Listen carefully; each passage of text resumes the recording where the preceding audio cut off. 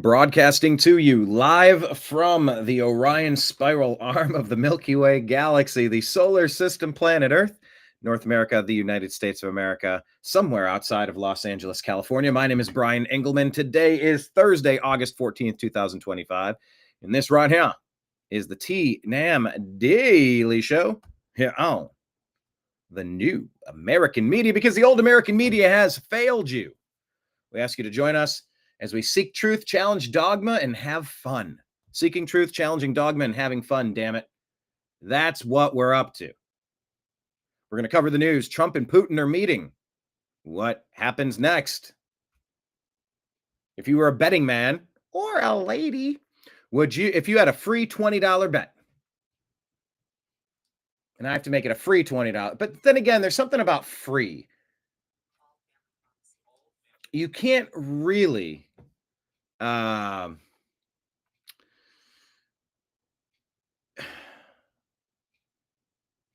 lots of thoughts.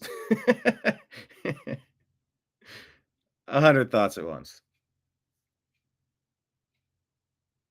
The war. Is it possible we're going to end this thing? I don't know. Did you see Anna Paulina Luna saying, it doesn't matter what happens? There's aliens. And you're like, what? Okay. Well, what could possibly top COVID? Project Bluebeam, perhaps. But yes, here on the New American Media, we ask you to seek truth, challenge dogma, and have fun. And we ask that you join us in the mostly civil conversation that we participate in. Let's welcome some people in our chat room. Hello, Droopy Lake, says Kenneth. Appreciate you, Droopy Dog, saying on ScrewTube, he's got a second YouTube channel, and he is binging the New American Media content because we are... Oh, that just started autoplay.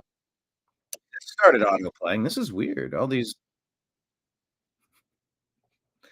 videos are auto-playing. All right, try this one. Let me go to our page and find out. Let's view our channel. The New American Media YouTube channel, everybody. Let me share this for you on the screen. We are within striking distance of getting our monetization back. Yeah, we have close to 1,900 videos, 6.4 thousand subscriptions, millions of views. And we do ask that if anybody possibly could, go to our YouTube channel and click on videos. There we are, talking with Stuart Rhodes from Oath Keepers, Ashley Babbitt's mother. This lady dating one of the detained people from J6. Phone call comes in while we're speaking. J6 prisoners brought out. Hurricane Helene, help on the way, a documentary. The clash outside the DNC as protesters burn flags. Me talking with Vermin Supreme. All sorts of conversations and shows. Scott Pressler on early vote action. Talking with Louder with Crowder's Gerald A. Morgan Jr. On as a guest with Toxically Masculine Tuesday here about the second shooter at the Trump Butler situation. Talking with Gateway pundits Jim Hoft in Milwaukee. Hey, here's Peter Navarro. We're right there as Peter was released from prison. We filmed Donald Trump speaking at the Libertarian Convention along with Dr. Ron Paul and RFK Jr. here asking for your votes. We're doing sports shows. Here's a 4-hour sit down with Anomaly. Here's our documentary Declassified, the unreleased J6 interviews. Here's the aftermath of getting gassed in Washington, D.C. I had to get my eyes cleaned. Had to get those rinsed. It was really bad, but yes. Here's our footage on January 6th from last year. It feels like a battle at Middle Earth. I call it a mostly peaceful protest, but and it was a mostly peaceful protest. There was, some yelling and some throwing some things and, nothing not a single shot fired from this crowd. Like if you were trying to stage an insurrection, you're really bad at insurrectioning if you're not going to bring a weapon, especially all the NRA and similar members of similar organizations, rather. Pretty much the worst planned insurrection ever if not a single protester fired a single shot. Go to the BLM riots of 2020. Remember the Summer of Love? But yeah, this is us right in the aftermath asking if America trusts the 2020 vote count. Widespread reports. Here's our show on the George Floyd riots. Sports shows. World's fastest drummer. All sorts of things. Talking with Fleckus. I need to put this video out on the intro. A chat with Fleckus. Talking chemtrails. Hey, another chat with AJ. Anomaly there at Conscious Life Expo. Shows with Blake back in the Los Angeles days. T-Dam Trivia, Would You Sell Your Soul? A Man on the Street episode. Talks with George Norrie. So many interesting things over the years. Charlie Kirk telling us that the truth always wins. Jesse Lee Peterson. Kyle Kashuv. Tom Walker, a.k.a. Jonathan Pye. Kaya Jones. Adam Carolla, Mike Cernovich, Stefan Molyneux. Look, I'm just telling you this, Jimmy Church. This show has got a lot of interesting content on it. So, would you care to do me a solid? Flava Flav.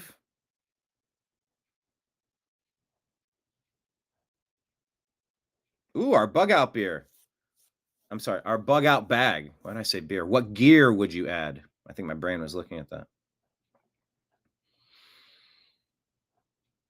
Look at all of these shows. So look, what we are doing is we are asking you to go to the New American Media YouTube channel. Droopy Dog's taking it up to next levels.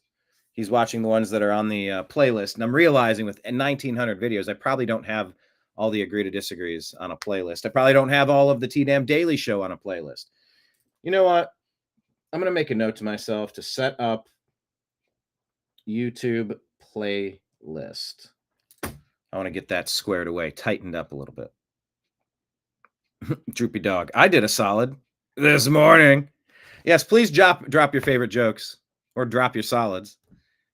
I was at as you all know, I'm a big sports fan. I do the Unhappy Hour sports show. By the way, if anyone wants some of these coasters, a set of 4 coasters, $30 mailed to you. Let me put it up on the screen. Where's it at? Donation links. So Venmo or Cash App or PayPal. The email is fuzzinstallment@yahoo. Venmo, Cash App. It's my name, Brian Engelman.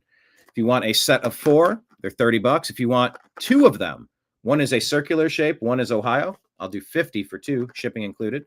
Then the pin is $25. There's only 100 limited edition pins. So send me a message, put your address in, tell me what you want, and I will ship that out to you. But yeah, I am a sports fan. I remember going to a Cincinnati Bengals game. They were hosting the Cleveland Browns. We were barbecuing, doing some tailgate before the game, and this Bengals fan sees my Browns jersey. He goes, hey, you Browns fan, you, hey. And I turn around, he goes, yeah, you. If it's brown, flush it down. And I was like, ah. But it was like my favorite insult of all time. I love, that's like the equivalent of calling someone a stupid head or a doo-doo head. If it's brown, flush it down. I love those first grade jokes. So I will take it. Anyway, thanks to Droopy Dog over there and everybody else. Wake and Bake to David Bann. He's making some muffins, I believe. Putting some maple syrup in those because he's a Canuck. We love our brothers to the north. David's continued participation in the program reminds us that we are an international show. And by the way, for all the frustrations on Earth, it is so cool to know that I can run my own television station. And I have been for 14 years. And we put it in different places. Sports, current events, politics, humor, breaking news, live interviews, man on the street, all of it. It's so cool. It's been very frustrating knowing that big tech has had it in for us and flagged our account and stripped our monetization and limited our reach so fewer people can be aware of our show. We want to grow. We want to 10x. So we also ask that you maybe copy this show, and send it to a couple of your friends, your smart friends, not your dummies, not your radical lefties. They let them they can find us when they're ready. I can't spend my time worrying about that group. But if you could share our show to some of your smart friends and go, hey, at noon each day, 6 days a week, usually. This Saturday is a coin flip. I'm not sure if we're going to do this Saturday. Lots of stuff going on. But yeah, invite a couple of friends and I didn't even finish the YouTube story. I just got to check our analytics and tell you how many pennies away we are from monetization. Let me go into the studio here. Each penny is an hour watched. So in the last 28 days, okay, so let's go to analytics. Nope, let's go to this page. Here we go.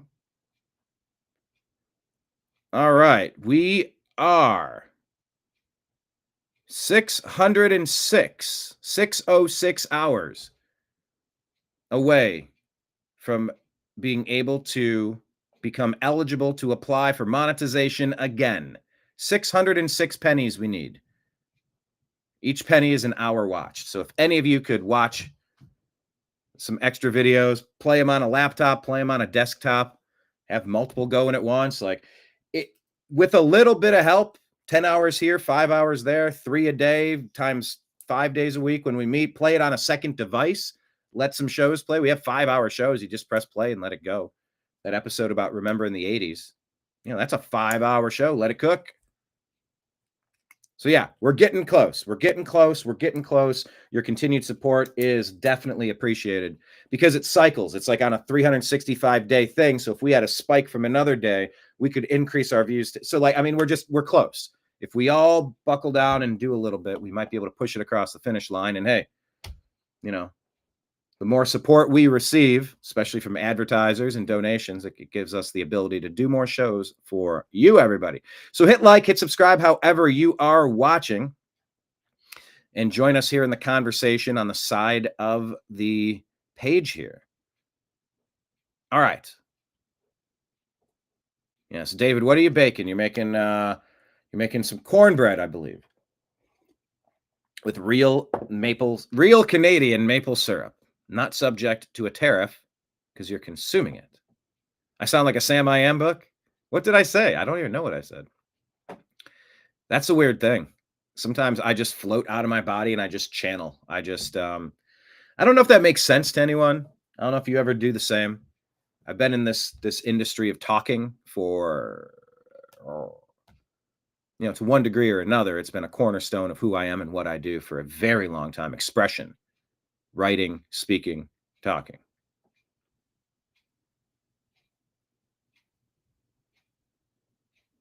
I do not like green eggs and ham. I do not like them, Sam I Am. Green eggs. Yeah, I probably had green eggs on St. Patty's Day on maybe more than one occasion. Anyway, we're going to talk about potentially ending this ridiculous war in Ukraine. Fingers crossed.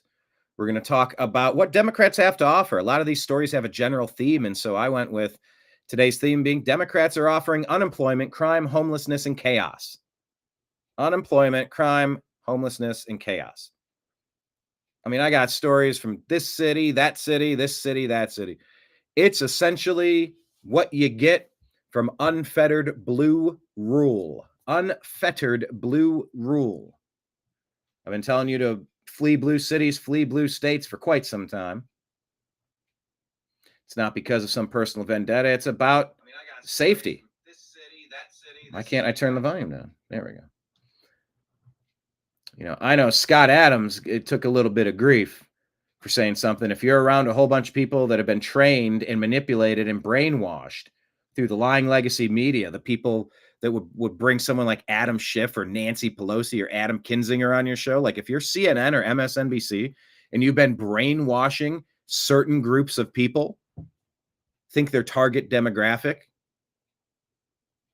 is the Democrat voter, which is non-white people, super woke, liberal, social justice warriors that have been indoctrinated to hate themselves by the school system.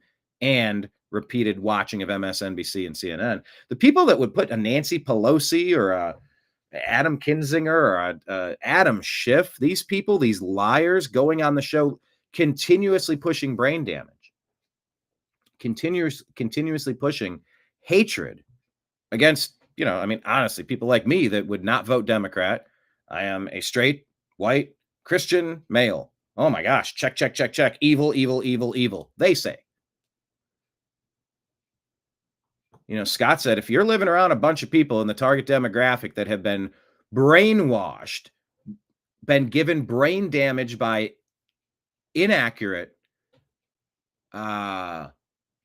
intentional disinformation to hate people like yourself, you should probably get out of that area. You should probably leave a space where there's a lot of people in one spot who hate you. Oh, he got canceled for that. But I digress. We are trying to emerge from this and fix some of the problems in the blue cities. But I'll tell you what, I've had a couple conversations in the past day or two. It's just, it's really troubling to me. Like, being a Cleveland sports fan, the city of Cleveland has lost the Cleveland Browns twice. Non-stop Democrat rule into the toilet. They let the Browns leave downtown twice. And there are some logistical reasons why, being the Brook Park Browns, 20 minutes away or whatever, there are some benefits and maybe some travel and whatever, but you have the opportunity to upgrade the stadium in a way where it's going to be a 24/7 domed facility that could have you every major concert, the NCAA Final Four tournaments. You could have NCAA championship football games. You could have huge conventions. You could have, there's no limit to what you could do. If I owned a hotel or a restaurant or a bar or other similar businesses that cater to large groups of people coming into my city, and my Democratic-led leadership let the Browns escape not once, but twice, Mayor Mike White and this bib guy, it's so emblematic. It is so perfect. I mean, you're overlaying the failures of the crime in D.C. and the failures to rebuild in Hawaii and in California, in Los Angeles, the Palisades. You layer incompetence on top of bribery and theft and graft and just completely incompetent people who steal as much money as possible and deliver the fewest results imaginable. This is the overarching story of the modern 2025 Democrat Party and how they are, some say, potentially intentionally destroying communities across our great country. So you have a choice. Do you want more of Kami Mandami? I usually get tongue-tied on that one. Mandami. Kami Mandami. Do you want more Gavin Newsom and Karen Bass? Is that how you fix stuff? What about Hawaii? How are things going in Hawaii? Or are you ready for something different? I think America's ready for something different, and we have seen some support staff added to Washington, D.C., and there's a lot of people saying, thank God. Holy shit. Why are you letting violent idiots terrorize the entire community? What is wrong with, if you could shake the policymakers, theoretically, figuratively, politically, I do not urge any violence. What are you doing? Everywhere. 95% of the crimes in your city are committed by 5% of the people. Go get walk down any street, knock on the door, say hello there. My name's Officer So-and-so. I'm here with Immigration's Customs Enforcement. Hi, I'm Officer So-and-so. I'm here with, or, not officer. I'm lieutenant, or I'm whatever. I'm here with the National Guard. We're just trying to gather tips. Are there any buildings, individuals, or known locations that are continuously causing problems for you and your community, so that we could maybe focus on that, so that we can make things a little safer for you to walk your dog at night, so you don't get AR'd or robbed? What's worse than robbed? Well, Robbed of your innocence, right?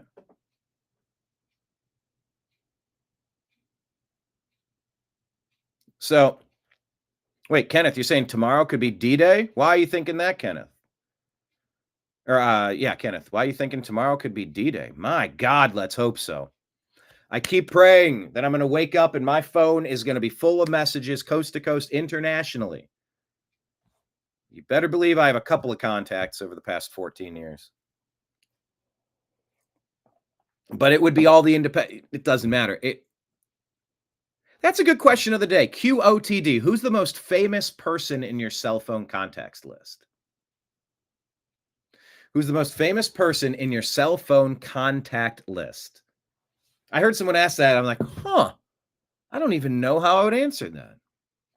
I don't know, but there's several interesting people. Yeah.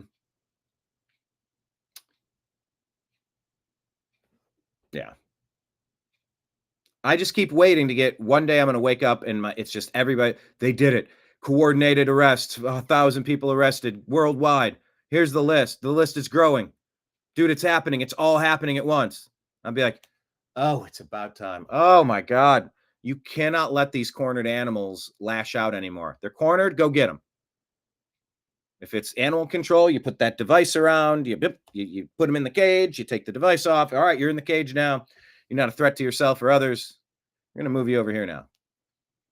The shows I did with Blake Wally over the years, he would, I think he came up with some, I don't know, answer, some truce, some sort of punishment, some sort of policy where you just take all these people and you put them on an island with themselves. Coincidentally, maybe it's their participation in Epstein Island that makes them deserve to be there in the first place, but I digress. But yeah, dump all these people in Guantanamo Bay, the traitors who have tried to sell our country out and make it so that foreigners are invading this nation, so that you are having a harder time at the grocery store, making ends meet, in your healthcare system, the crime in your community, everything worse, stealing everything away from you possible, just plundering, a bunch of pirates plundering your nation right in front of you. Right in front of you. Yeah. Yeah, I would be totally fine if you took these people and put them on an island, put them on Alcatraz, put them on Guantanamo. Build a supermax. Use one of the famous detention centers. Take tours. Point, hey kids, take a look. Here's why you don't want to be like Anthony Fauci. You press the button. He's on the other side of the plexiglass room. He's sitting there reading a book. He's in his orange jumpsuit. It says Anthony Fauci's involvement in biochemical goes back to AIDS. He later participated in the COVID pandemic by intentionally, make it a walking zoo. Now, here are the Clintons, both Bill and Hillary. Let's discuss JFK Jr. Also, let's discuss Haiti. Oh, let's definitely discuss Epstein Island. And let's not forget the Anthony Weiner laptop from hell. And this leads us to the coup de grace. Here is Barack Obama. Barack Obama. Oh, I mean, yes, we did walk past Joe Biden, who is definitely an evil man. But the real mastermind behind this, here's Barack Obama. Press the button. I'm dreaming of the day that I'm gonna wake up and see that the indictments have happened.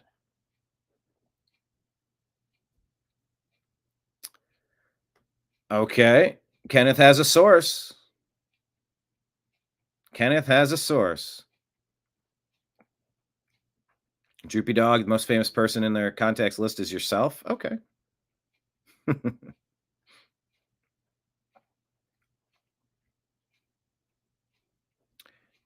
We all need this or something. I still enjoy my hope, though. Kenneth is addicted to hopium. Hopium or copium? Yes, we do need some action for sure. All right, well, let's do this. Let's get into the action of unpacking today's news on the other side of this intro here on the TNAM Daily Show, a division of the Agree to Disagree show on the New American Media.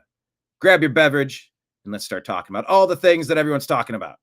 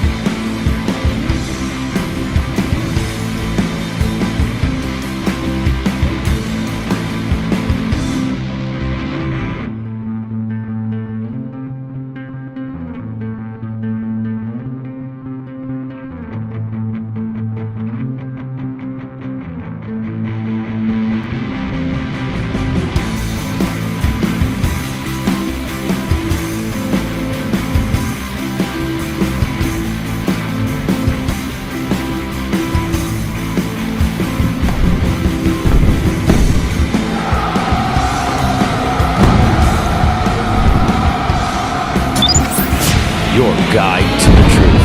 TheNewAmericanMedia.com.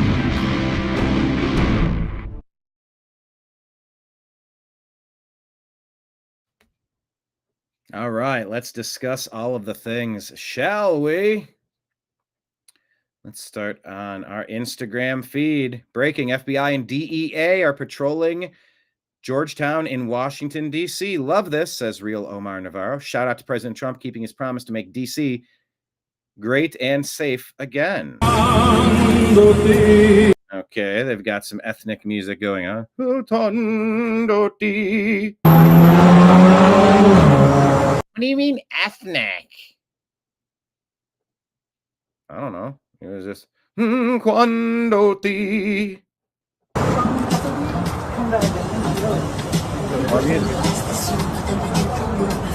We're watching.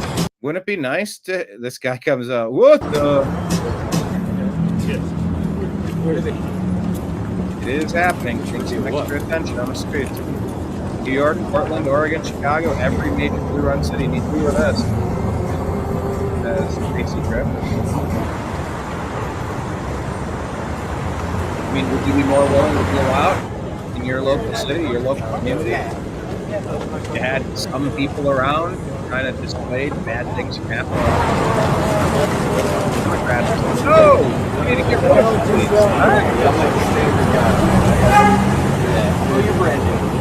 You want no presents? If that's your plan, First one I saw. So my thought is not much going on here. So maybe they're practicing. Come on. My thought is there's not a lot much going on here. Maybe they're practicing. And I'll put they're practicing. All right. TikTok.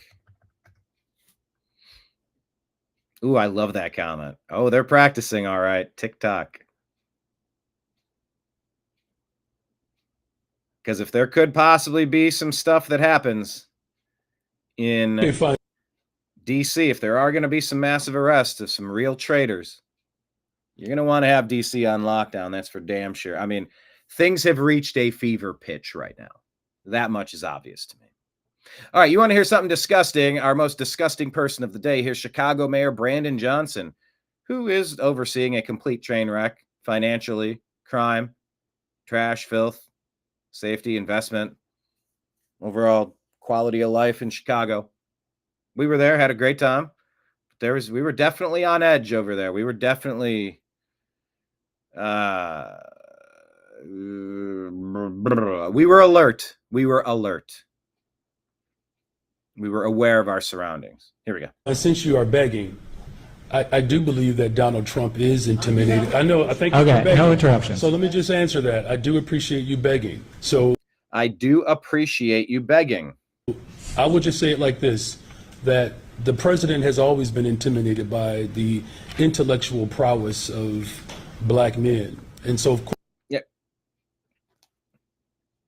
Brandon Johnson, would you care to elaborate on that?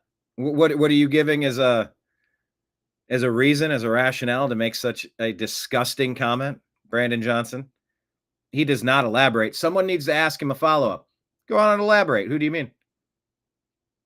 Intimidated by who and why? Go ahead, defend your comment. Go ahead, elaborate. Here's a shovel. Dig a little deeper. Of course, he would speak in those petite and puerile terms. Petite and what did he say? Puerile? Petite. Petite? Petite? It's tiny terms? Petite? I feel like this dude is watching that episode of South Park where you have the manatees. They just go and get some floating balls and they put them together to make the Family Guy episodes. Petite? Puerile? And he's not explaining. Because, okay, fine, since you are begging, I do believe that Donald Trump is intimidated. I think. Okay, no interruptions. So let me just answer that. I do appreciate you begging. So. Well, yeah. Wouldn't anybody in one of these absolutely out of control blue cities be begging for a little bit of assistance from some people that know how to competently do the job needed? Yeah. I think he'd say the same thing to Gavin Newsom, Karen Bass. I don't think it matters who the puppet in charge is. They don't know how to drive the vehicle. Out of the way. I appreciate you begging me for some help. I'd love to help you. I'd love to work with you and fix Chicago. But we're going to sort of need this to work for it to work. I would just say it like this, that the president has always been intimidated by the intellectual prowess of black men. And so, of course, he would speak in those petite and puerile terms. Petite and puerile. All right. So there you go. There's the most disgusting comment of the day. We're going to say, care to elaborate? There you go. Care to elaborate on that comment, Brandon?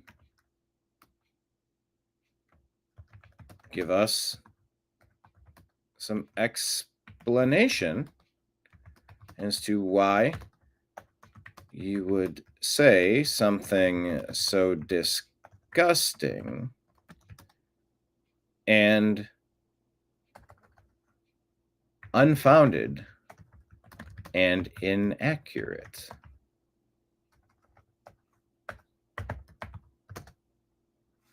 It's double N. Inaccurate. There we go. Brandon Johnson, Worst Person of the Day Award nominee right there. Le Petit. Brandon has a tiny Johnson. Well, no. He's a Le Petit a-hole. I knew a gal named Peggy. When it came time to love, she was Beggy. Jeez. Yeah.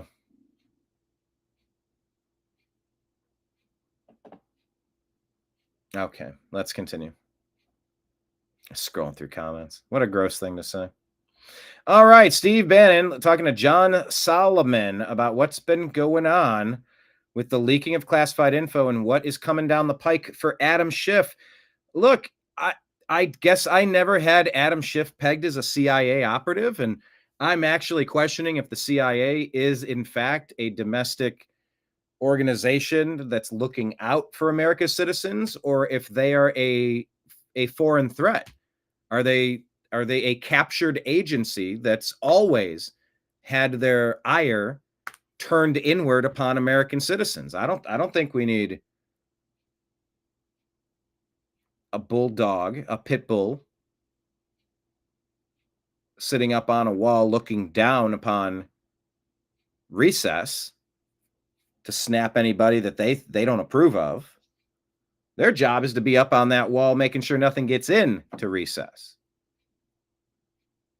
But if Adam Schiff was a CIA asset, and if what we're learning is true with Brennan, Clapper, Comey, like all these people, yeah. You don't get to overthrow the United States of America. That's called a coup. That's called a treason. That's called a sedition. Before it happened, during the term, after the term, before the next term, there's so many different time frames that this grand conspiracy, it never stopped. It's still going on, which means there are no statute of limitations that apply. Statutes of limitations usually, they're usually marked with, like, this is the last known event of when this act was engaged upon. Like, oh yeah, they were racketeering, but only until 2017. No, it's still going on. So yeah, there are no statutes of limitations.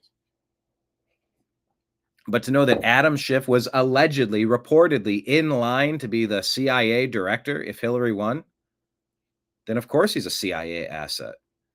And this guy, this confused, compromised, blackmailed, bribed little weasel, little worm, Adam Schiff, they kept putting him out. You know, one of the designated liars, as Scott Adams says. One of the designated liars who will come out with the worst takes possible. Same with, I guess Pelosi and Schumer are a little different, but Yeah. Schiff would come out with the worst takes, the biggest lies every time. And he was set to get rewarded, allegedly.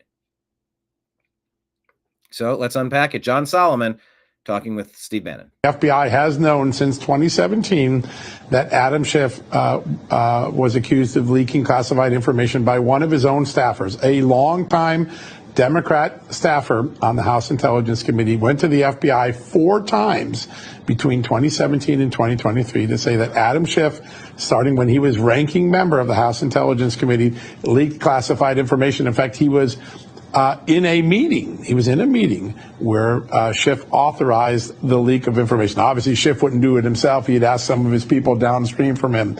That staffer told the FBI he considered Schiff's instructions to be illegal, unethical, and treasonous, the same word that Tulsi Gabbard first used a few weeks ago. Despite having 4 interviews with this gentleman and getting very specific information from him, and by the way, he was a career national security officer who got assigned to the House Intelligence Committee. He leaned Democrat. He was a Democrat by self-identification.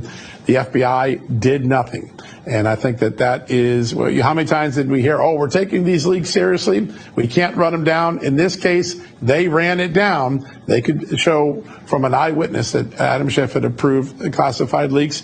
They chose, the Justice Department chose not to bring a prosecution. The FBI has known. So there you go. These reports, I mean, it's drip, drip, drip. Every day, drip, drip, drip. Smell no. All right, this dude here, Bum Peasy, shared from the 1776 account. He says, don't believe the fake news hype. The normal people of D.C. love the safety in the new Trump administration. Take a listen. Weed, young. I don't see no homeless people. I mean, I came all the way through the southeast side, all the By the way, he's got a very interesting accent. way down here. You can see now I'm at the White House, jump, man. It's quiet, young. Okay. It's a shame that it takes somebody to have to sit in your classroom in order for you to be in order, yeah. Because that's what it feels like, yeah. Yeah. You gotta be babysitter to do your job, yeah. Stuff been out of control for years. You gotta do better, yeah. You gotta do better, yeah. And main. Daryl saying 238% higher crime rate in DC than the national average. You know, if you can trust data, which you can't, but still. Young, you got the problem. You don't need to be a genius to know that the cities have a problem. And it's 10 people causing a ton of the problems. Go get them. Then go get the next 10 worst people. You're going to see just a hyperbolic drop in stupidity. Just go after the worst. All you got to do is just, knock and ask, like, where are the known troublemakers that are wrecking things for the community? Where are they at? Which building? Which unit? What corner are they hanging out? Like, everybody knows. Everybody that lives in an area knows who the problem causers are, the troublemakers. Yep. Problems is us, man. It's always us giving everybody a bad name, yeah. This guy needs to be a voiceover actor. The way he ends things with yeah. It's interesting. He's got a unique, definitely like a Creole, Nolan's kind of Creole, deep South, yeah. He's got an interesting cadence and delivery. We'll see how long this lasts, yeah. How many murders was it last night? How many carjackings was it last night? Talk to me. And y'all keep on posting all these data numbers and things of that nature that y'all see everybody else reposting. The stuff that came from the Metropolitan Police Department. Yeah, they're unleashing data, but you read this comment here. It says, I had my car in Southeast D.C. It's been broken into. I've been held at gunpoint twice in D.C. You can't walk down the mall without homeless people harassing you.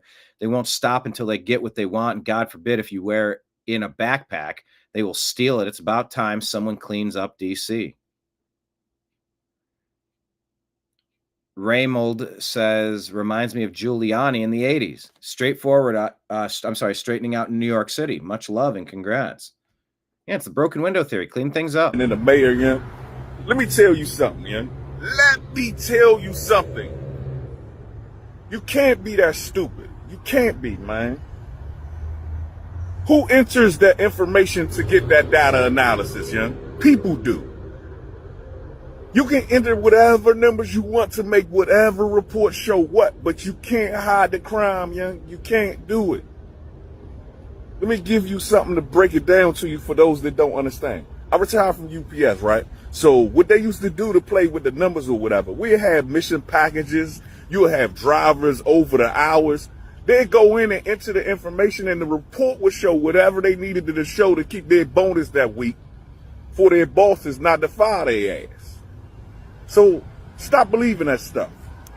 And I don't know if you ever had to deal with the D.C. government, young, but they suck, young. They have got a lot more better now that the officers have did what they had to do and got all of these people out of the government and got rid of the riffraff and things of that nature. People actually do work now. Let me give you this for example, right? You got carry and conceals or whatever that were being issued by the D.C. Separate department that was handling the gun license and the things of that nature. They went from turnaround time for like 4 months, 5 months for you to have to damn get a gun registered in D.C. The process is the penalty. These cities have no right to restrict you from defending yourself. And get a carry and conceal to 2 weeks. It used to take you 3 months just to get an appointment to talk to somebody. That's not okay. That's a suppression of our civil liberties. That's not all right. And take your information and your gun down there. Now, you go online right now and they got appointments available tomorrow. How does that happen? What changed? You put some fire under their asses and now they want to do some work. Smell no weed, young. I don't see no homeless people. I mean, I came all the way through the southeast. Didn't smell weed and didn't see homeless people. Wow, wouldn't it be nice to walk through your city where it's a pleasant experience, huh? Not everybody's happy. All right, so Wordsworth Billions here says that California now leads the nation in both unemployment and homelessness. Wordsworth Billions. Wow, 6.9 million followers, huh? Says California now has the highest unemployment rate in the country, sitting at 5.4% as of February 25, according to U.S. Bureau of Labor and Statistics, while the national average remains at 3.9%. California's labor market has slowed significantly. The state lost 7,500 non-farm jobs in February and had previously revised January's loss figure from gains to a net loss of 21,400 jobs. This trend exposed deeper concerns about California's economic climate, particularly in sectors like tech, consulting, and administrative services, which are seeing reduced hiring. Year-over-year job growth in California was just 0.4% compared with the national average of 1.2%. At the same time, California remains home to the largest homeless population in the U.S. with over 187,000 people homeless based on the latest federal point-in-time count. While this number is still alarming, the growth rate in homelessness was 3%, slower than the 18% national increase. Notably, the number of unsheltered individuals rose by just 0.5%, and veteran homelessness decreased, suggesting that targeted policies may be having an impact. Yeah, help our veterans.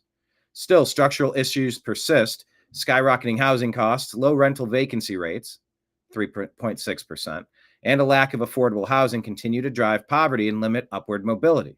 Without substantial job creation and scalable housing reform, these crises are likely to deepen. We'll make a comment. We'll say, fire all Democrats button. Wonder what would happen. And I wonder if they're really getting the vote tallies in these big blue cities. I don't think they are.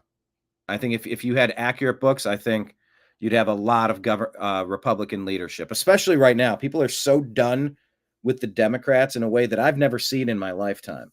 There have been ups and downs. You get mad at Bush for a while, then you get mad at Obama for a while, or you get mad at Clinton for a while. Like, I've seen it, but it's nothing like this.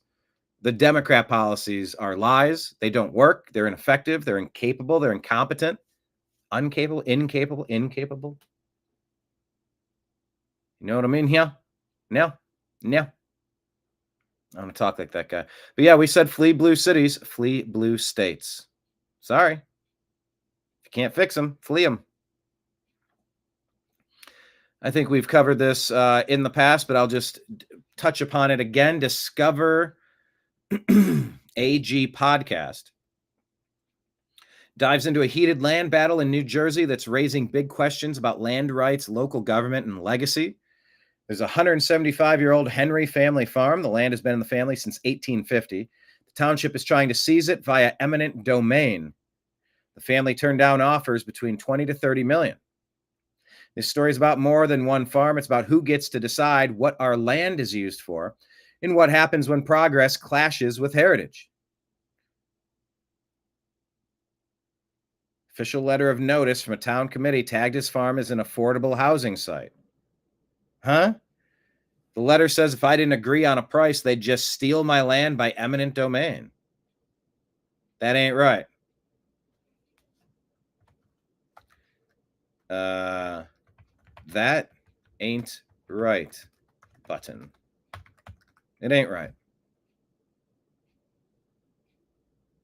You shouldn't be forced to give up your land. And if there's any crucial need for eminent domain, it better be like you hit the damn lottery.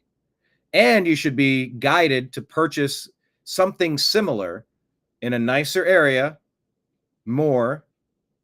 Find some tax cut. Like you should hit the lottery if you absolutely see the need for an eminent domain situation. They should be so rare to just evict a family that's been producing for 200 years. Get out of here.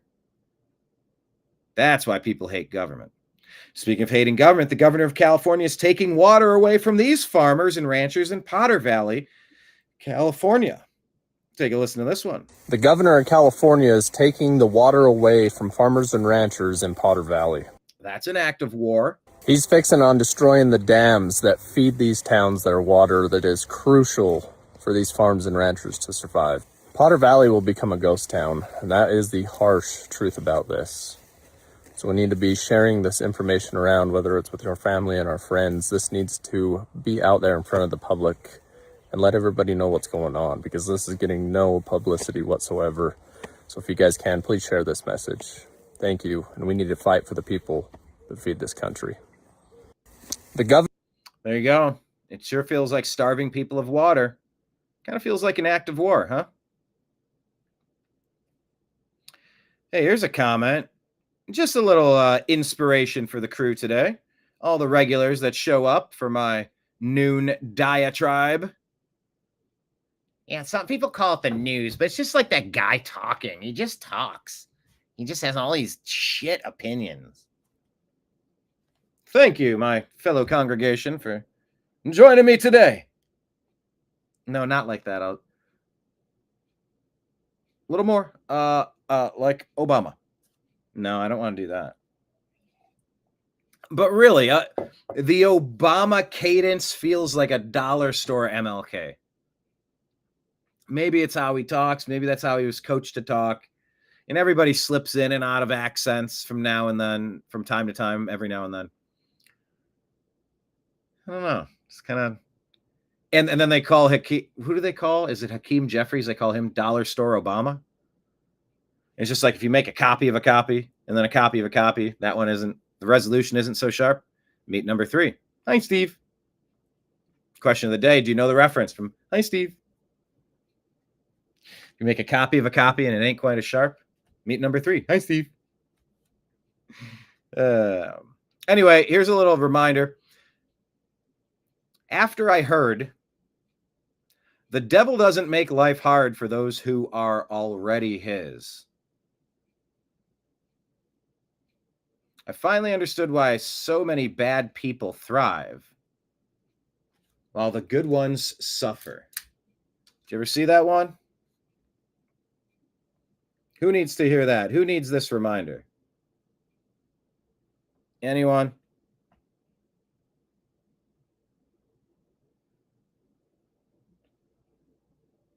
So yeah. I'm sending a picture of this to somebody that's going through something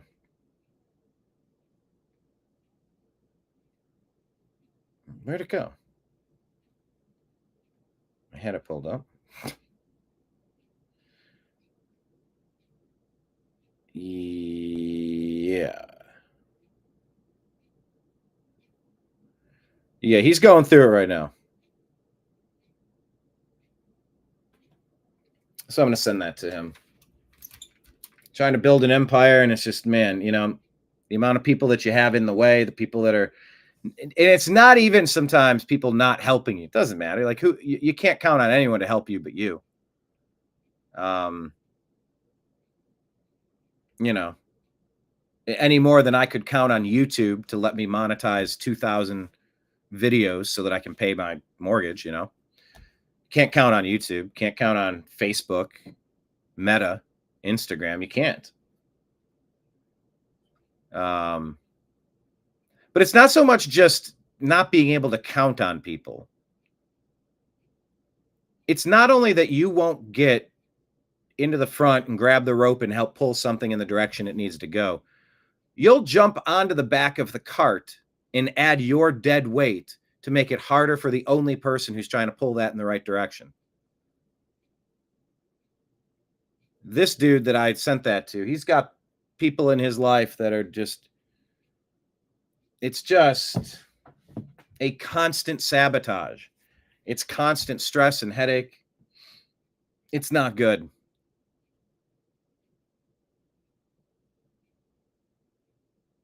And we're trying to find some sort of resolution. And I'm trying to, I don't know. I've been sort of like consulting this dude for free for years because I do provide consulting services. Maybe there's a role I could play as his empire continues to expand. But just in general, it is succeeding, but like, man, there is dead weight. There are anchors that are that just dragging through the dirt, making things heavier and more difficult. Instead of just jump on and help a little bit. You help me a little bit, I'm going to be able to help you a lot, actually. But your lack of any help is making this just absolutely untenable for me. Anyway, I sent him that. The devil doesn't make life hard for those who are already his. I finally understood why so many bad people are thriving and the good ones are having a hard time. Just a little perspective. Benny Johnson says, guys, this is not a drill. Jen Psaki just had a total meltdown live on air at MSNBC over my questions during the White House press briefing. Circle back Psaki was very angry that she had to say the name. Well, you know who. All right, let's do another. Oh, boy. Okay. Right-wing YouTuber Benny Johnson. Let's do. Right-wing YouTuber.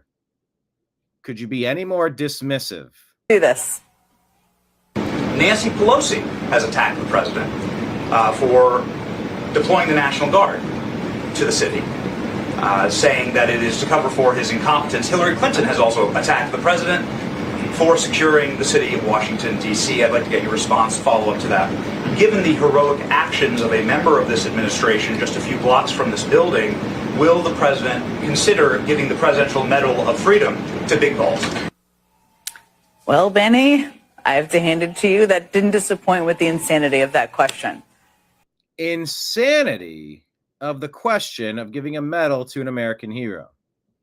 But first off, I mean, Nancy Pelosi is right. The deployment of the National Guard is definitely not about actually lowering the crime rate.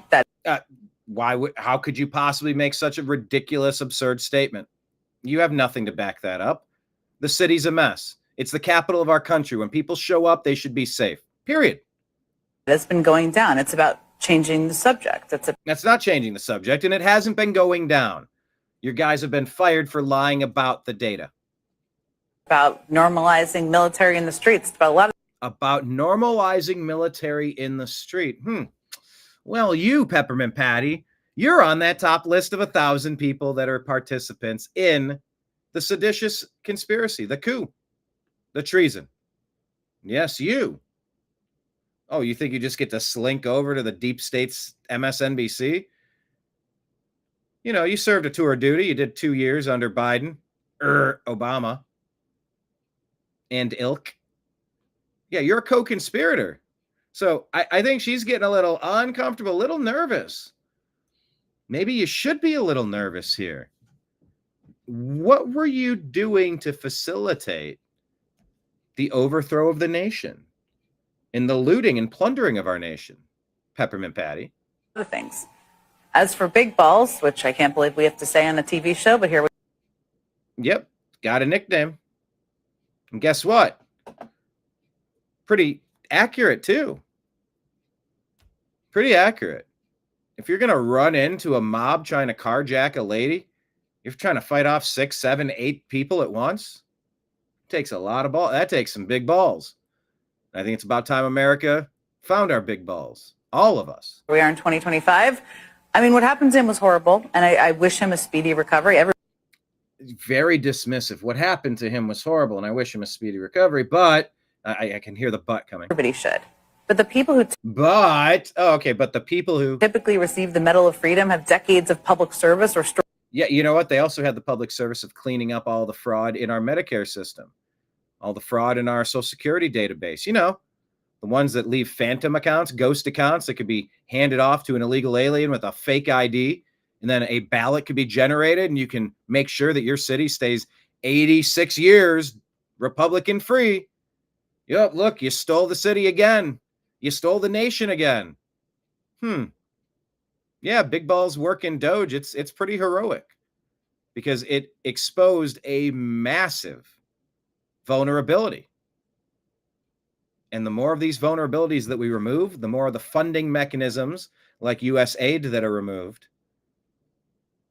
The Doge team, the Trump team, these are American heroes that are fundamentally transforming the United States of America. Except this time, in a good way. storied careers under their belts. They aren't a 19-year-old software engineer. Are you aware that many of the founding fathers of this nation were 19 years old? What problem you got with youthful people? That sounds ageist. Are you ageist? You know, you got to throw isms and ists back at these people. So I don't see how he would make the nomination list. But then again, this is a Donald Trump presidency. So who knows? All right, let's do another. There you go. I don't think that was a total meltdown, Benny, but, you know, run with your moment.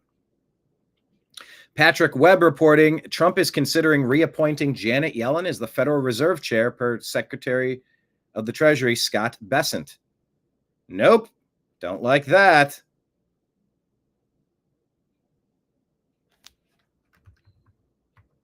I'm going to type nope. Don't like that either. No, thank you. All right. Well, not everybody's happy. Soros's minions, says Nutta Andre, calls these people Soros's minions, gathered to heckle and boo law enforcement officers fighting violent crime and keeping people safe in Washington, D.C. The left has become nothing more than a bad joke at this point. The real cop. He has a badge. He has insignia and he has a name on his chest. That's a real cop. Fuck no. Go home. Alaska citizens, he's not a real cop.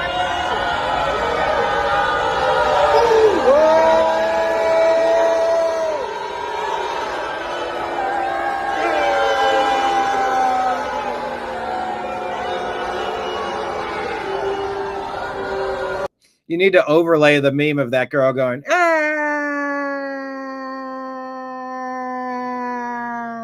shrieking at the sky.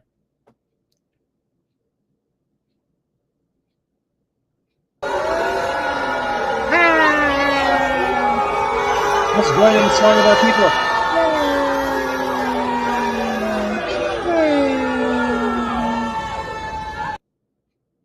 There you go.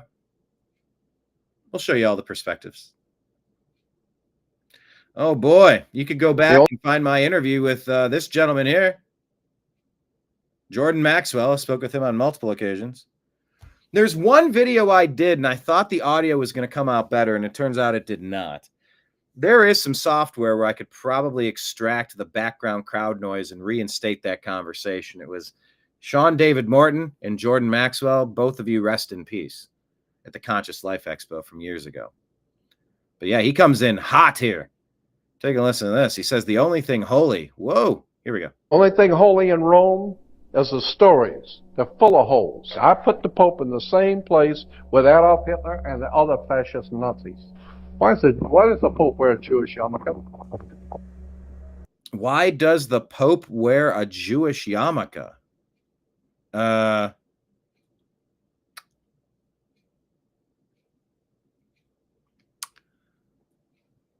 You ever thought about that?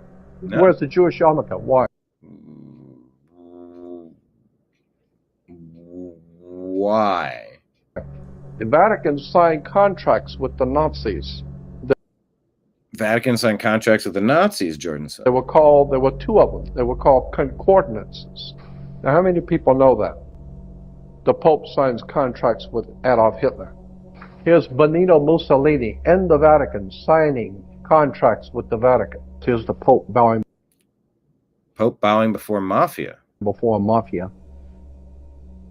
Yeah, you got to ask yourself, how come the Pope has to bow to get the square on his head? You better check this out and figure out, why does the Pope have to bow to politicians? You know, here is a red shield, Rothschild, red shield. And what do you see as a symbol of fascism? The only thing holy in Rome is the stories. They're full of holes. I'm going to type, Jordan was one of a kind. R.I.P. Yeah, go back. One sit down early in my career. He was one of the, he was, that might have been right at the beginning of the new American media, 2012, 2011. I don't know, somewhere around there.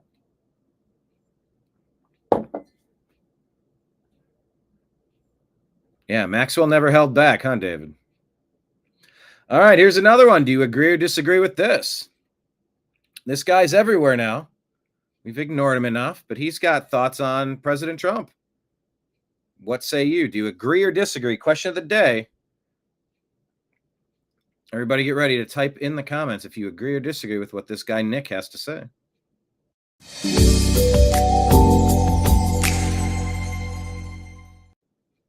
When you say the globalists are coming after Trump, I almost don't know who you're talking about anymore, because who attended Trump's inauguration? It was Jeff Bezos, Elon Musk.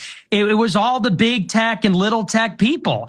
I saw a clip from CNN the other day, and a presenter on CNN said Trump is brilliant. He's a mastermind. And what were they talking about? His cover-up of the Epstein files.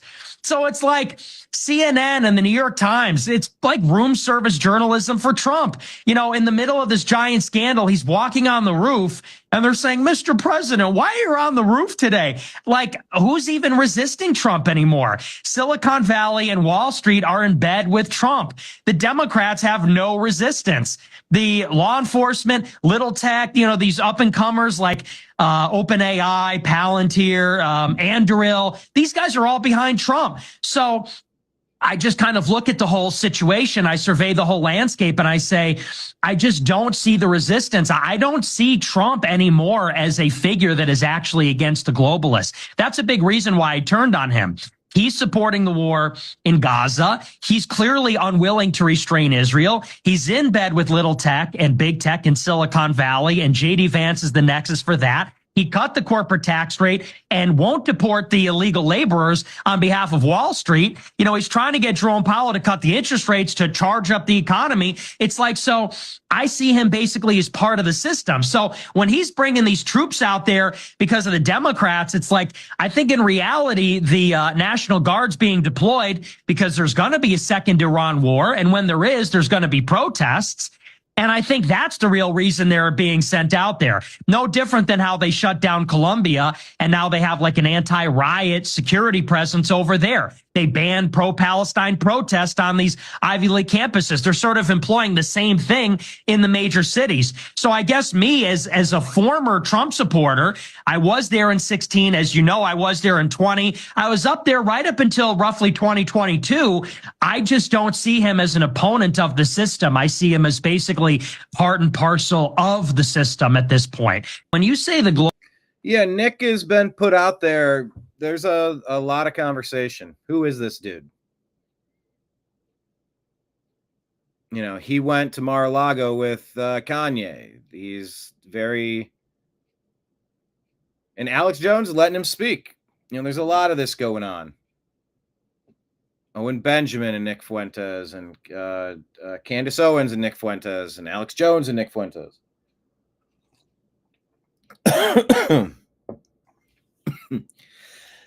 That coffee tasted different. If I've been poisoned, avenge my death. It really does taste different. Jamie, could you come in here and try this coffee? I don't have a Jamie. David says he does not agree with this guy. Yeah, I think there's a lot of people that are trying to dig in on Trump is just like everyone else. And look, here's the situation. It's one of three things. Trump is absolutely not in any way like anyone else. Or Trump is exactly like everyone else. Or, in some ways Trump is totally different. In some ways Trump is totally the same. I would suspect you're probably going to have a little bit of that. But I think he's the most transformative politician in our country's history. The most able to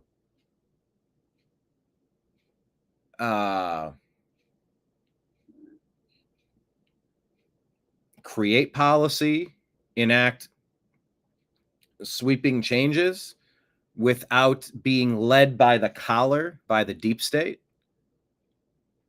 So yeah, I think that's definitely a good thing. Oi, with the coffee here. We're back to the oi. That was a running joke from, I think, yesterday's show. David says he's highlighting some things, but not others.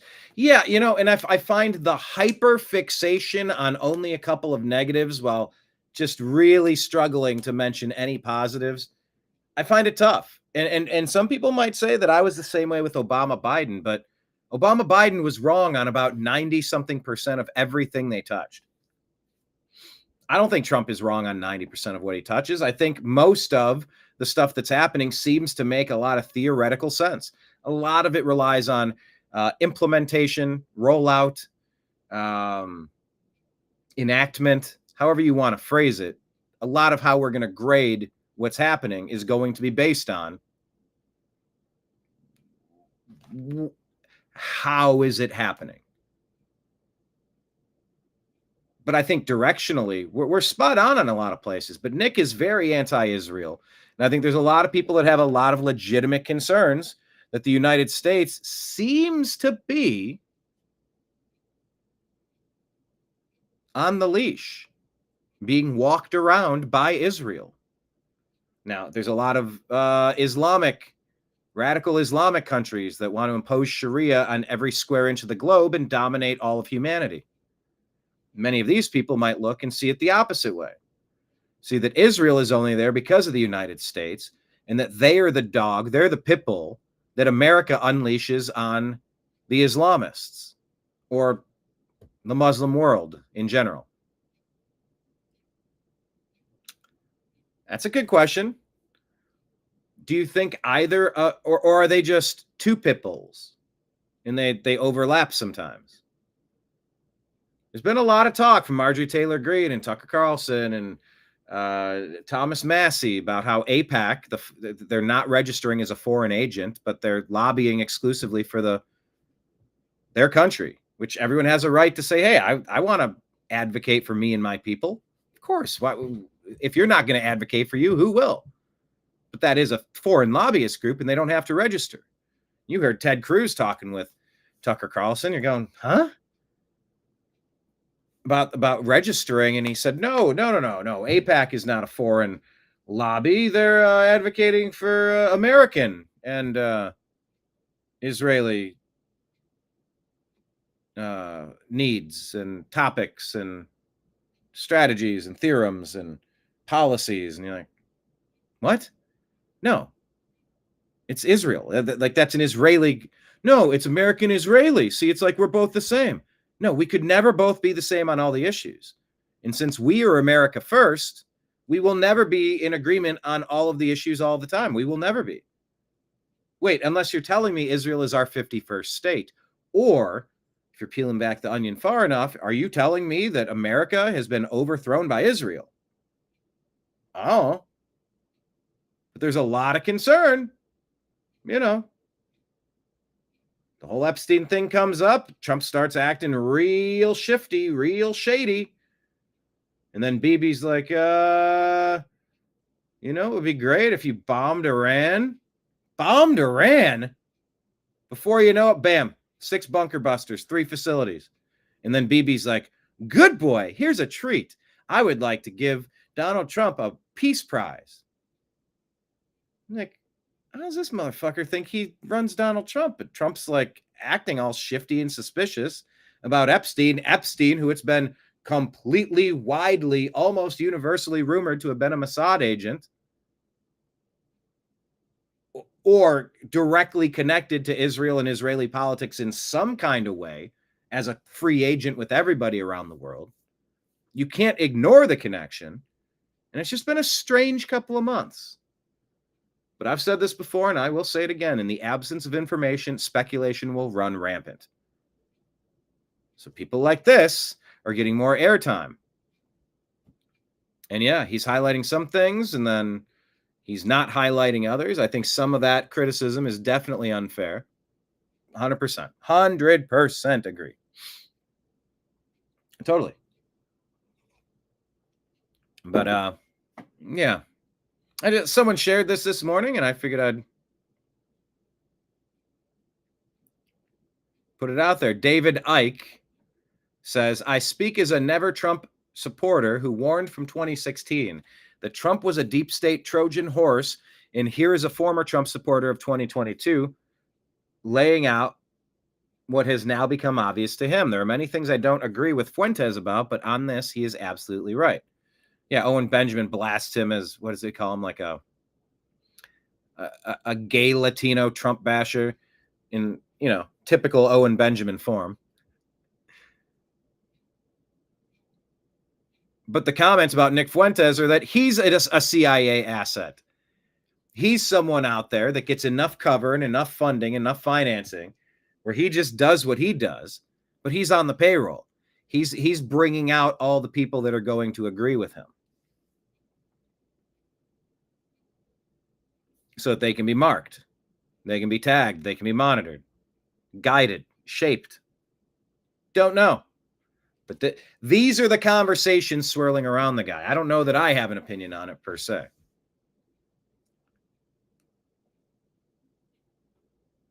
Yeah, David says they do hate losing their power, whoever they are. Everybody hates losing power.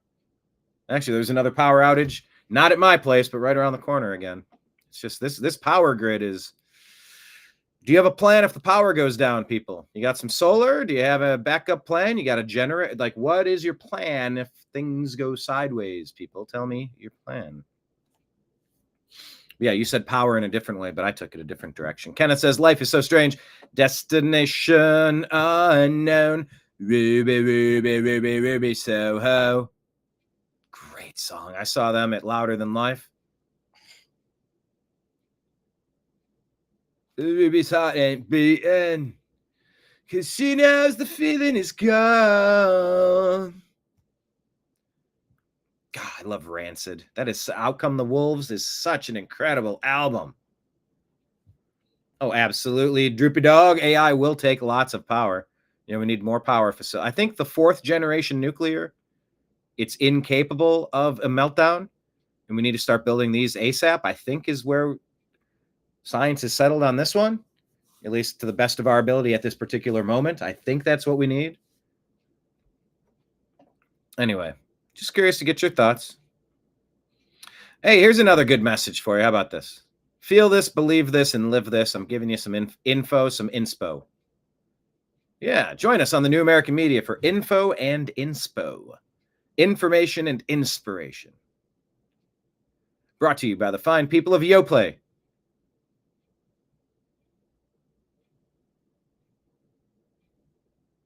Yogurt on top, hope at the bottom. That's Mitch Hedberg. All right. But here's some inspiration. The universe is always conspiring in your favor. Think it, feel it, believe it. The universe is conspiring in your favor always. Third time. The universe is always conspiring in your favor. This is a simulation. If we do have the ability to connect into the source and guide it and channel it and tap into that energy source and ride that wave, let's do it. Is this He-Man has my power? Oh, Kenneth has gone AI. I am AI in the sky looking at you. I know, the all-seeing eye. But if the universe is always conspiring in your favor, what would you do with more boldness today? What would you do?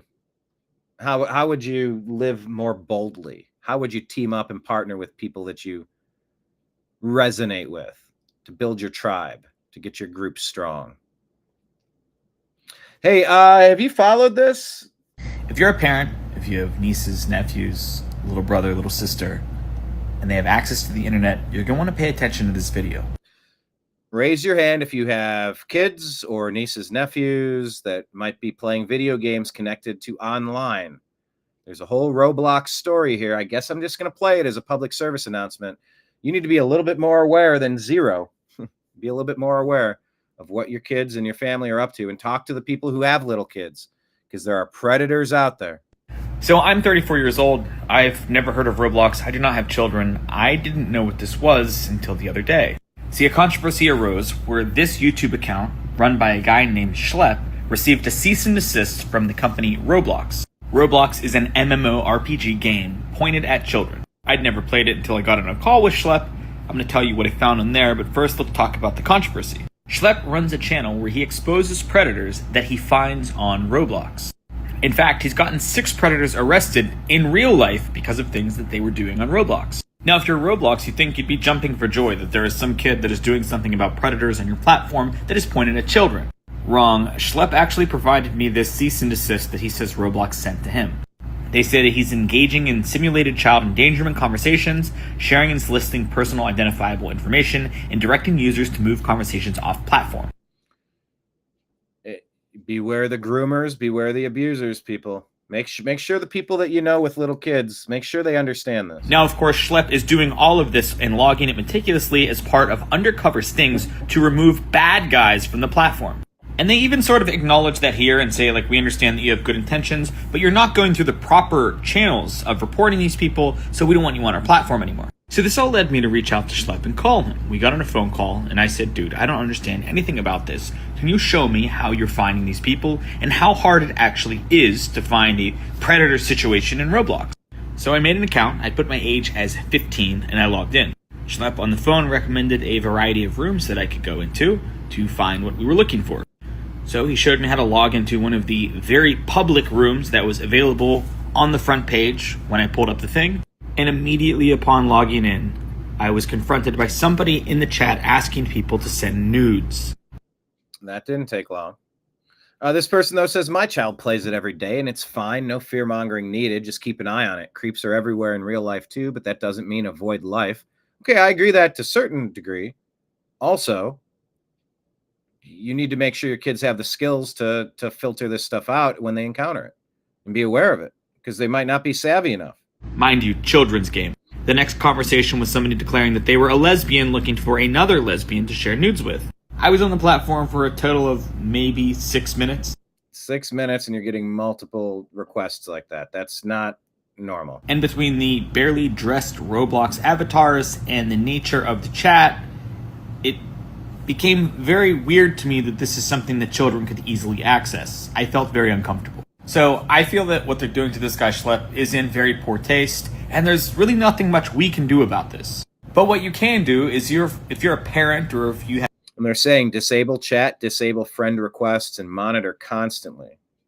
The key is to monitor what they're playing, taking online safety seriously. Have a niece and nephew, brother, sister, and they're on this, you should probably check it out. If you saw what I saw and experienced what I experienced in the first few minutes on the platform, you would never let your children on it again. So that's just a word to the wise. I probably wouldn't recommend any child be on this program. If you're a parent, if you have nieces, nephews, little brother, little sister, and they have access to the internet, you're going to want to pay attention. There you go. So pay attention to it. If you didn't know, now you're alert to it. All right, Raging West is posting this. The doctor who faced 35 years in prison for giving saline instead of the COVID vaccine has now been fully acquitted. What is his name? Here, what are your thoughts about right now that you're seeing all this? Just seeing people I haven't seen in years come over and stand with us and support. It's unbelievable. So when you, this is why you did it, right? Because you love the people you are here. I did what was right. You know, I didn't have anybody in mind except for just doing what was right. So it wasn't for me, it wasn't for Elena, it wasn't for kids, it wasn't for anybody, it was just doing what's right. Awesome. God bless. We're with you. It's going to happen. We believe it. I've been on screen for this week. Oh, that's right. Okay. Yeah. You going here? And I'm trying to find the guy's name. It looks like this might be a Utah plastic surgeon accused of administering saline shots instead of COVID-19 vaccines, Dr. Michael Kirk Moore Jr. Uh-oh. He gets past my rule. Once you get past about 4 names, I start finding you incredibly suspicious. Michael Kirk Moore Jr. Does junior count as an... I mean, it sort of does, right? Yeah. Michael Kirk Moore Jr. Then there's Doctor, and then Junior. So we're at 5 names. You can take Doctor out. That's just a title. Anyway, U.S. Attorney General Pam Bondi in July 25 dismissed all charges against Dr. Michael Kirk Moore Jr., Utah plastic surgeon, giving saline instead of COVID-19 shots, destroying over 28,000 of government-provided vaxes and issuing fake vax cards. The dismissal occurred mid-trial, with Bondi stating that Moore did not deserve the years in prison he was facing, and that he gave patients a choice when the government did not. The decision sparked controversy, with supporters like MTG and Bobby Kennedy Jr. praising it, while critics questioned the motivations behind dropping the case. But, you know, I appreciate that. Things were very crazy for a lot of years, and it took a lot of guts to stand up to that. Hey, while we're talking about standing up to bad things and that Roblox scandal, let's take a look at this teacher. What do you think about this message from this teacher?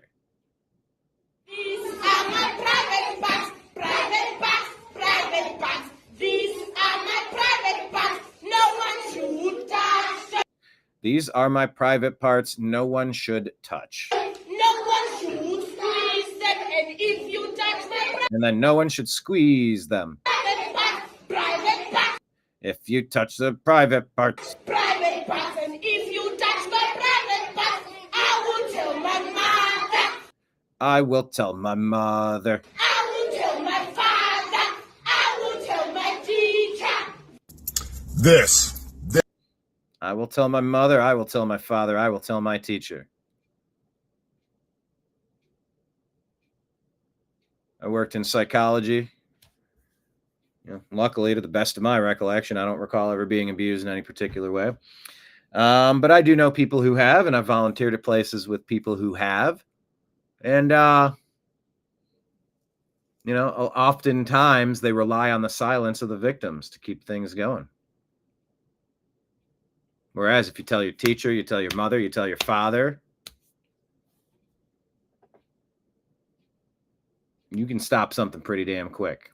This right here, this teacher, Teacher of the Year award right now to that teacher.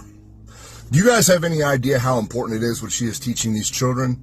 This teacher is taking the time out of her day to go above and beyond and teach these children that it is never okay for anyone to touch their private parts. And if someone does, they're to tell their mother, their father, or their teacher right away. Matter of fact, I want this song sang in every single elementary classroom around the world. That teacher's song that she made up for her children should be mandated in every single school, because every single teacher should be teaching that. That's what I want to see teachers teaching in school. And of course, the fundamentals, math. Yeah, the fundamentals of I'm not going to be a victim.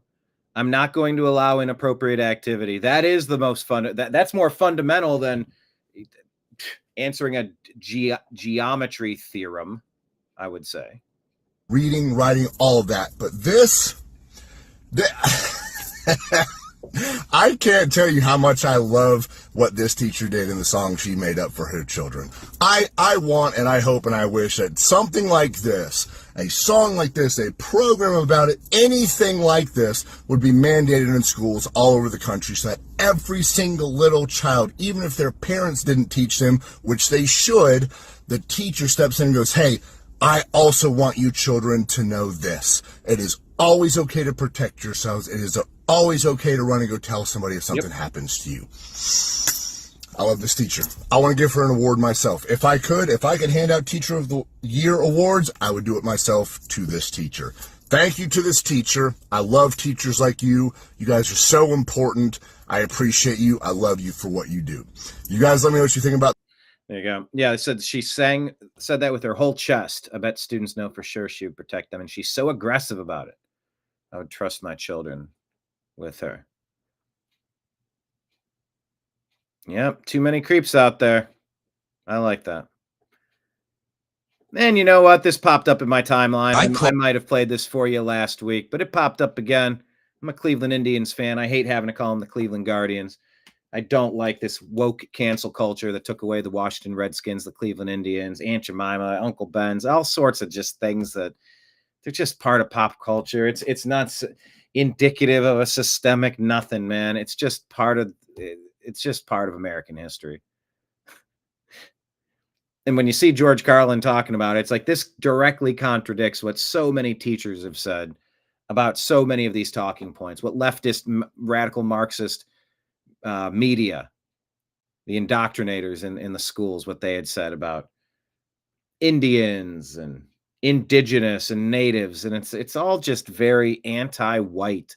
It's anti-American. It's United States. It's anti-settler. It's anti-colonist. It's like everything is labeled a certain way to inflict maximum pain and shame upon people that weren't there, didn't participate in anything.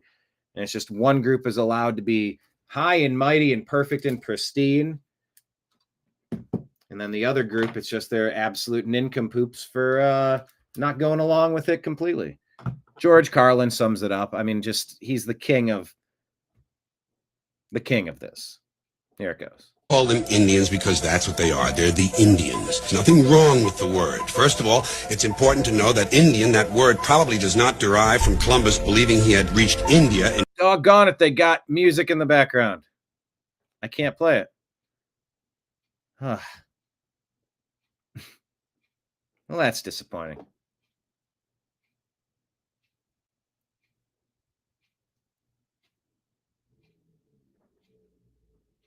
Indios, of God, not based on India. Anyway, can't play it because there's music, but I'm getting better at catching it. All right, well, I said it. I gave you a nice setup for nothing. Go watch it on our YouTube, on our Instagram feed. All right, CNBC host with President Trump on the line. Take a look at this one. So you did get the highest number of votes in Texas, so that's true. But when you were talking about... then you don't have to say anything more, Joe. I got to say this. No, don't say anything more. Don't qualify it by saying, I got the highest number of votes. You did. In the history I'm moving of on. Texas. I'm moving on to your claim that So you did get the highest number of votes in Texas. So that's true. Moving on. Yeah. Anyway, that's just kind of silly. All right. Hey, look, for the people that are saying, why won't this play? What in the heck? It won't let me play this. Let me refresh it.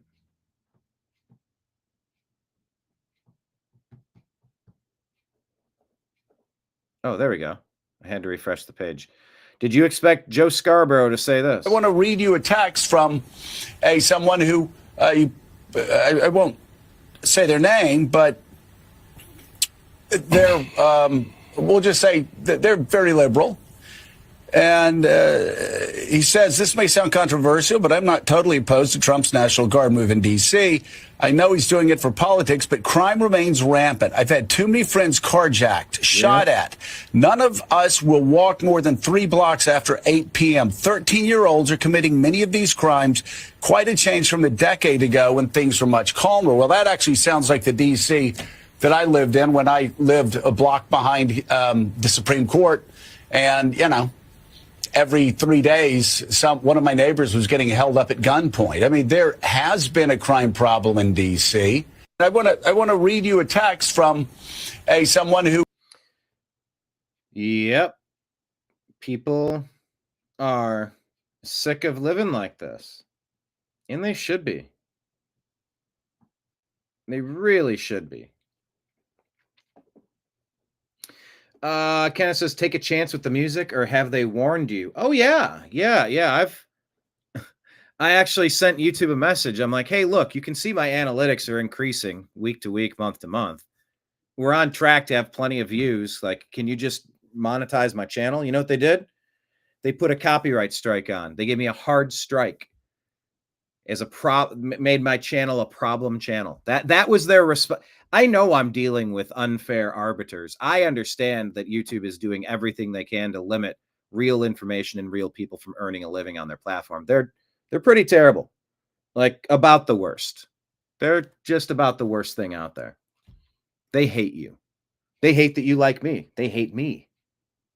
But they mainly hate you because you're listening to me.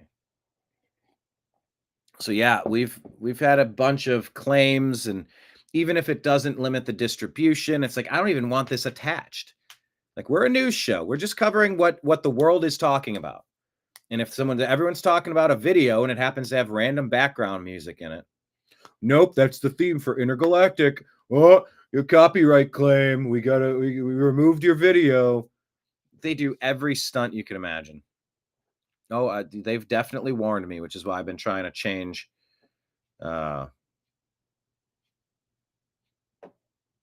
Change what's going on. What'd you say here? I'll send them a message, but I won't be here tomorrow. Give them a little piece of your mind. I'll give them a piece of my mind. Anyway, I'm just gonna say arrest criminals already. Button. We don't have to live like this. The deep state wants you terrorized, inside your house, scared. I don't want that. I don't want to live like that. I just don't.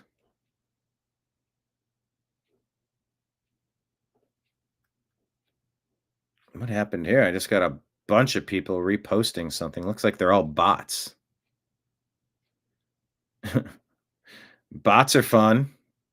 If you're deploying bots on my behalf, all right, cool. I'm looking at my page. It's like all bunch of young ladies. All right, let's go through our X feed and share this tab instead. Hit like, hit subscribe, however you are watching. What is up, Nick Adams? Any luck in the job hunt? Hi, everybody. Hi, Dr. Nick. Guess what? Nick says, hey, I've been watching on the TV. Haven't been in chat. Sup? Yeah, watch us however you can. Hit likes, hit subscribe. Let those hours add up as we unpack the news and talk about what everybody's talking about. Peace deals and such. All right, let's scroll through our X feed here. The very first thing pinned, that is our conversation with Mr. John B. Wells from Caravan to Midnight. One of the best voices in all of broadcasting history. No doubt about it. But there it is. That is a link to our Patreon page. To anybody who wants to sign up, it's pinned right there on our X feed at American_media_. The John B. Wells Show. You click it and you subscribe on Patreon, and you go, you know what? I'll put a couple pennies in your wishing well once a month. In fact, we'll have it auto-debited out of our account. I like the cut of your jib, fella. Keep knocking out content. I got a little bit to donate, they say. So there's our Patreon feed. And then here's our live feed. Democrats offering unemployment, crime, homelessness, and chaos. Plus Fauci faces justice. Nick is getting closer. Good, good, good. Keep hustling. Get her done.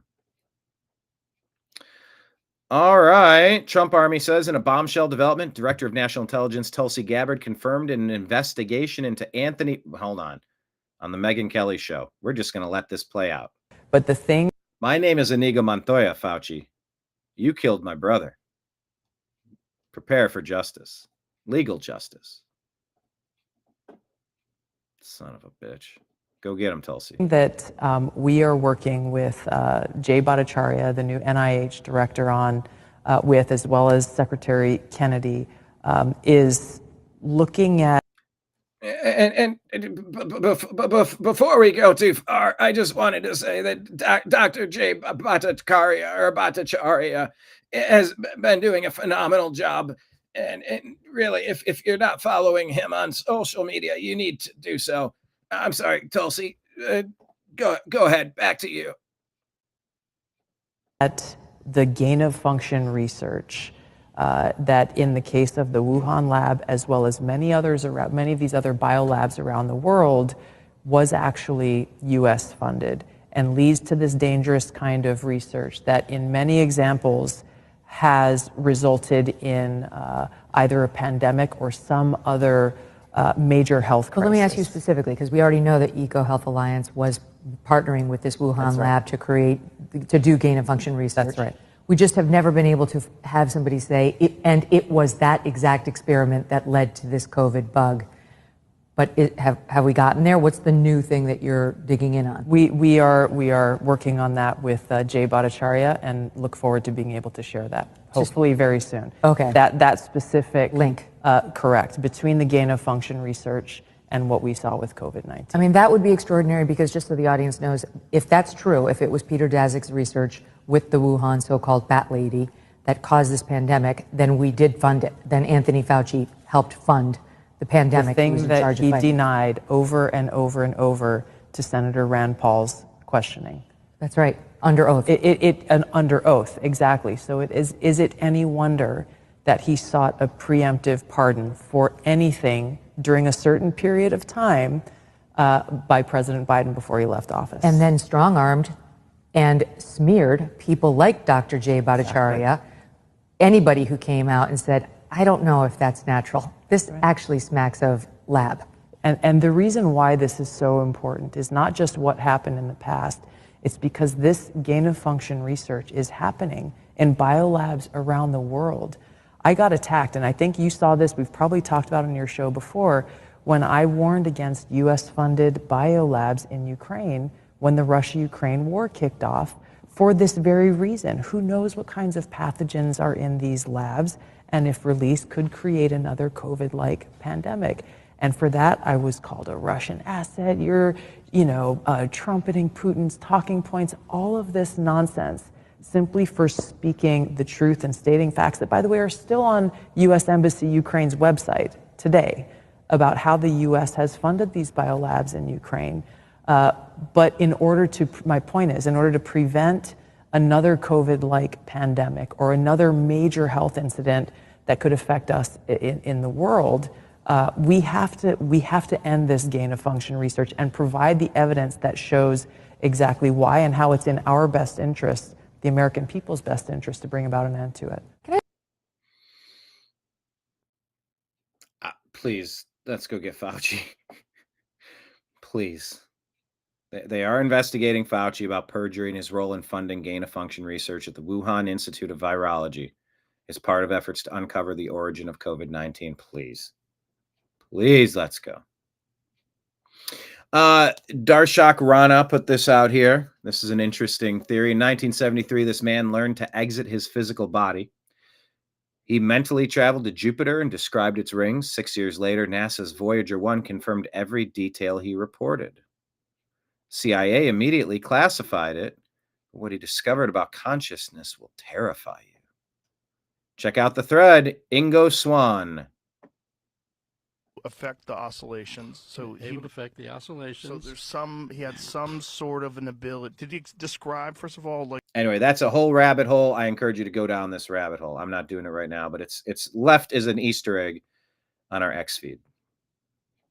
Check out yesterday's show. Schiff sweats. Kimmel gets Italian citizenship and D.C. is locked down. Something big is coming? That's yesterday's show. Please like it and share it on X. Help knock our stuff out. If you would be so kind on X, grab some of our original shows, share them out, and maybe put a little comment on what was good about the show that day. It helps us to have 5 or 10 or 20 people advertising why they should check it out. All right. That's, Ingo? Or does that just rhyme? All right. Leading report says First Lady Melania Trump is putting Hunter Biden on a $1 billion notice over what she claims are false, defamatory, disparaging, and inflammatory statements made about her, demanding he immediately remove and retract the content and issue an apology or face legal action.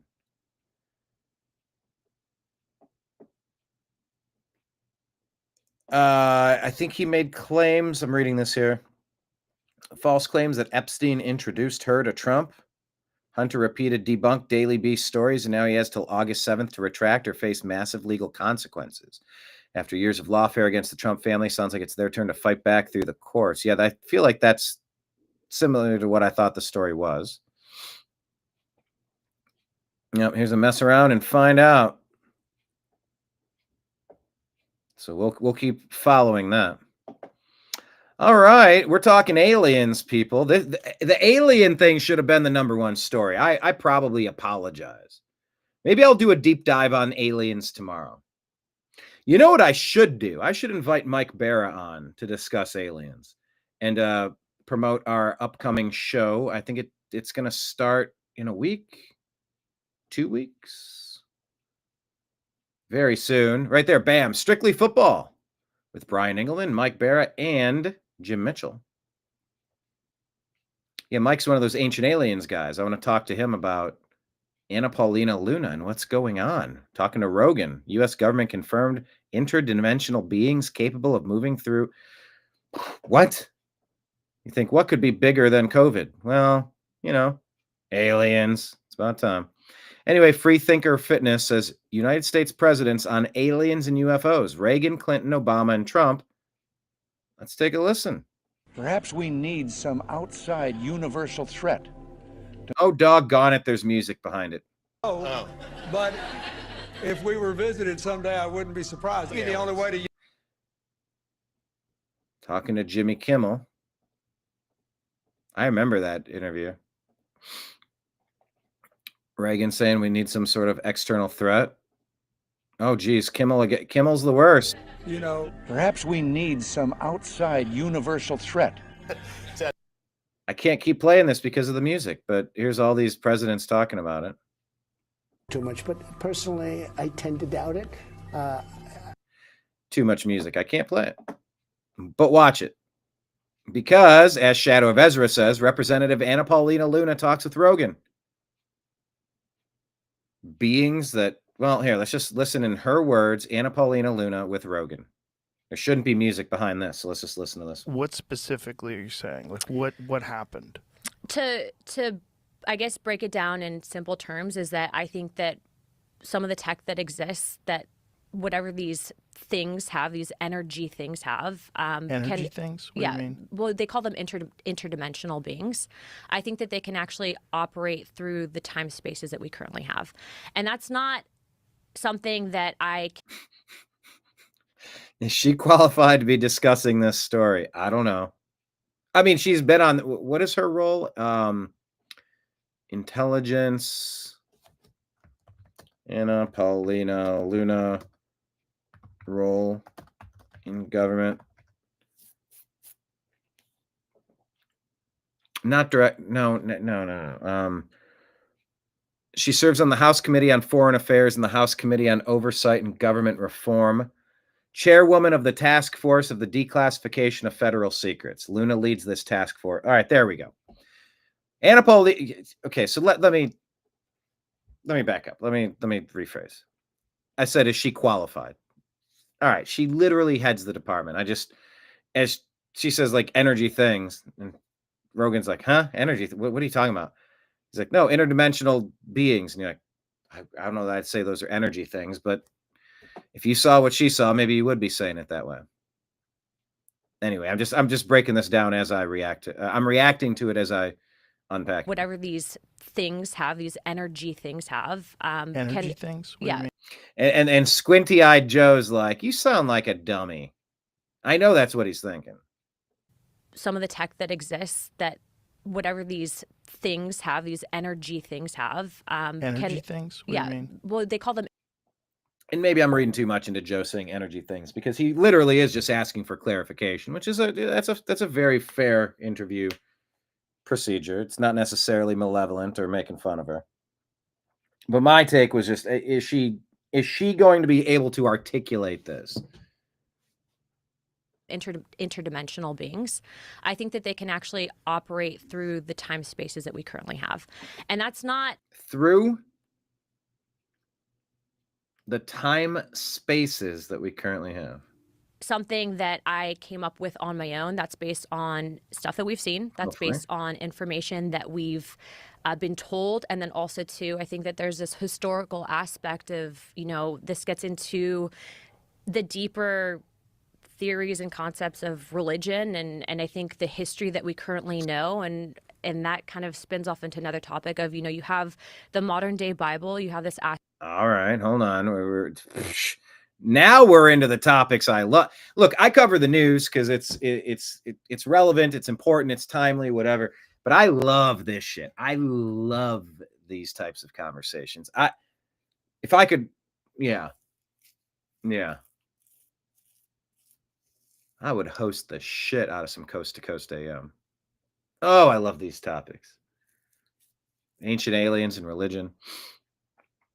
David saying they're buffering you at the moment. Are they still?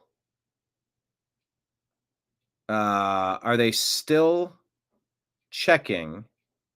Hang on. Where's the comment? I scrolled now. I lost the comment here. Are they still buffering the show, David? You said they're buffering at the moment. That was a few moments ago. What was that when I started this alien topic, or was that as I was wrapping up the previous topic? I'm always curious to know. No, Kenneth, it's not a buffering ad like aspirin. Little, yellow, better. Remember when Wayne's World, when they pitched the Advil in that moment? That was pretty good. Hello, Marion Cook. It's Marion. It's probably Marion. Hello, Marion Cook. Your shows are good every day. New listener here who doesn't chat much, just lurking every day. Thank you, Marion Cook. Have you hit subscribe? Have you hit the notification bell? How many shows have you watched? What do you enjoy about the show? What other shows do you listen to? I have so many questions for our new listeners. Also, Marion Cook, geographically, where are you located? We got Droopy Dog in Florida. We got Kenneth in...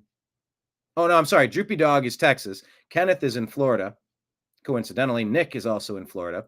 David is in Ontario. And we got people all over the place. But thanks for jumping in. There you go. Hey, sis. Hey, bro. That's the type of camaraderie I want to see. Lurking and stalking. Well, with great privilege comes great stalkability. Isn't that what they say? Kenneth asks, does Mike drink ancient age whiskey? Yeah, ancient age. That's a good one. All right, Marion Cook in Texas. So we got double Texas today. You're over there with... we also have... where's Unholy Hoax? Are you watching? Not commenting? Lurking? Unholy Hoax will lurk. He's in San Antonio. I don't know. Is it to the regulars? My question to the regulars. Are you surprised that I try so hard to know your names and know where you're watching from? Are you surprised that I'm able to remember all this stuff, or like you do just as well remembering all this? Just out of curiosity. Time and space is what I'm confined to currently. Allegedly, Kenneth. Allegedly. What if it's all just a dream? All right, subscribed in Texas. Thanks for joining us. All right, back to Anna Paulina Luna, who, as I previously mentioned, is the chairwoman of the task force on the declassification of federal secrets, focused on increasing government transparency by declassifying federal documents related to UFOs, UAPs, JFK assassination, Jeffrey Epstein's network, 9/11, and the origins of COVID-19. Weird. Every day, it's drip, drip, drip, drip, drip, drip, drip, drip, drip, drip. Oh, there you go. Droopy Dog says that is my sister. Droopy Dog, you demand, sir. We're all family around here, aren't we? 20 questions. Yeah, well, I'm an interviewer. It's what I do. It's what I do. Just, I mean, you know, we open the doors here at noon and the regular crowd shuffles in. But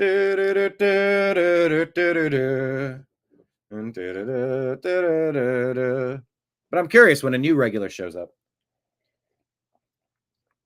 Droopy Dog's like, she's with me. And Droopy Cook.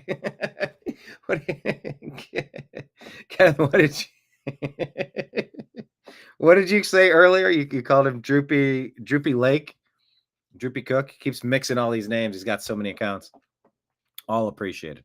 All right, back to Anna Paulina Luna here. Let me just rewind this as she starts talking about biblical mysteries. You know, this gets into the deeper theories and concepts of religion and I think the history that we currently know, and that kind of spins off into another topic of, you know, you have the modern day Bible, you have this aspect of Bibles that, or books of the Bible that have been removed that explain and kind of touch on these topics. Okay, she's getting into that, like the Book of Enoch, the stuff the Council of Nicaea edited out, the Apocrypha. That's where we're going. And I think that we're in a time and age where you have such a vast amount of information that we have access to via social media, via your cell phone, via the internet. And so it's really changing the way that we understand, you know, the origins of life and the spiritual reality that we know. When you currently. say interdimensional beings, that they know that these are interdimensional beings, how do they know that? Great question. That I'm very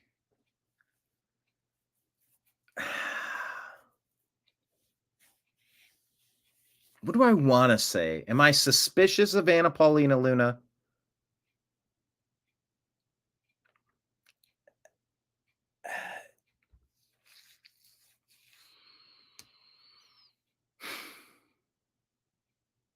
I'm feeling some sort of way.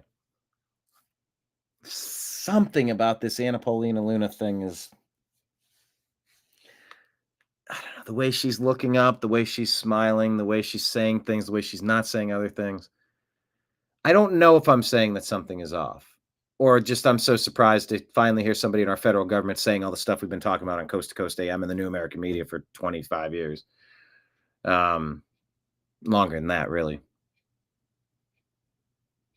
Has all this stuff completely gone mainstream now, or, you know, the people who are controlling the narrative, are they just rolling some of this stuff out at convenient times as a distraction? I'm open to conversations on all avenues. I don't know. I haven't put my finger on what it is about Anna Paulina Luna that is giving me. I'm trying to talk it through. I'm trying to figure out if I can think of what it is about what she's saying that's. It's not that it's rubbing me the wrong way. It's not that it's a red flag. Like I don't know how to articulate what I'm feeling, but I'm a little leery of something. Something feels off. I can't quite figure it out yet. Dimensional beings, that they know that these are interdimensional beings. How do they know that? Based on testimony would be based on witnesses that have come forward. But what I can tell you So the is witnesses just were told that they were interdimensional? that they've seen things. And what I can tell you without getting into. They've seen things and she can't get into the details. If you're going on Joe Rogan, you should probably have the ability to give us some details, right?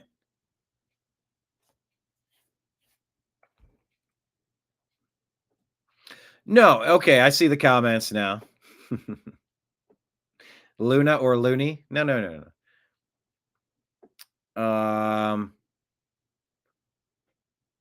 David says, it's great to know people and where they're from. It makes me think about the Waylon Jennings song, America. Wait, you're drinking coffee and gin. It's gin and juice, not gin and Java. Ah. All right, that's the best I could come up with. No, and Droopy there and David, they're like, hey, what are you feeling about Anna? I don't know. Let's just go hang out for a weekend. I'll tell you what I'm thinking about Anna Paulina.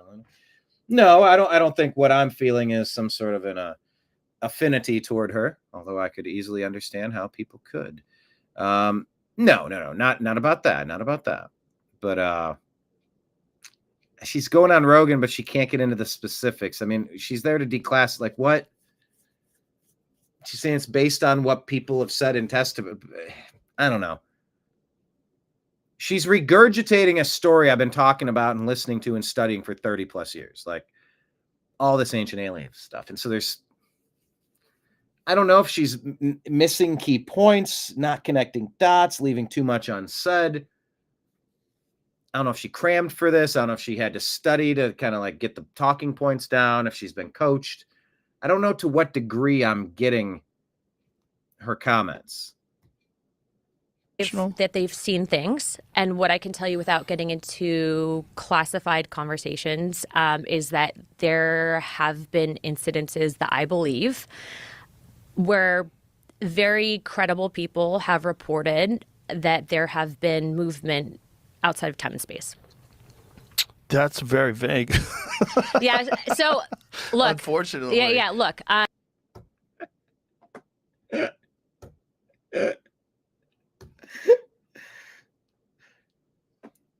when people talk a lot and don't say anything, that there have been... By the way, name me a human being besides me. Like, take me out of this. And I can't claim to have done more episodes than Rogan. I don't. Actually, that's a great question I just asked myself. How many episodes has Joe Rogan done?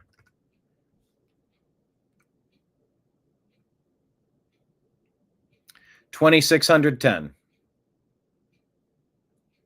And the amount of videos that we've knocked out has been, I think it's closer to 1,900 than 1,800. Not all that far off. Now, they're not all TNAM daily shows or agree to disagree. Some are sports and some are other. But name somebody who's discussed these topics in more detail than Joe Rogan and the Coast to Coast crew, John B. Wells, George Norrie, all these guys. Myself, like the people that are into this.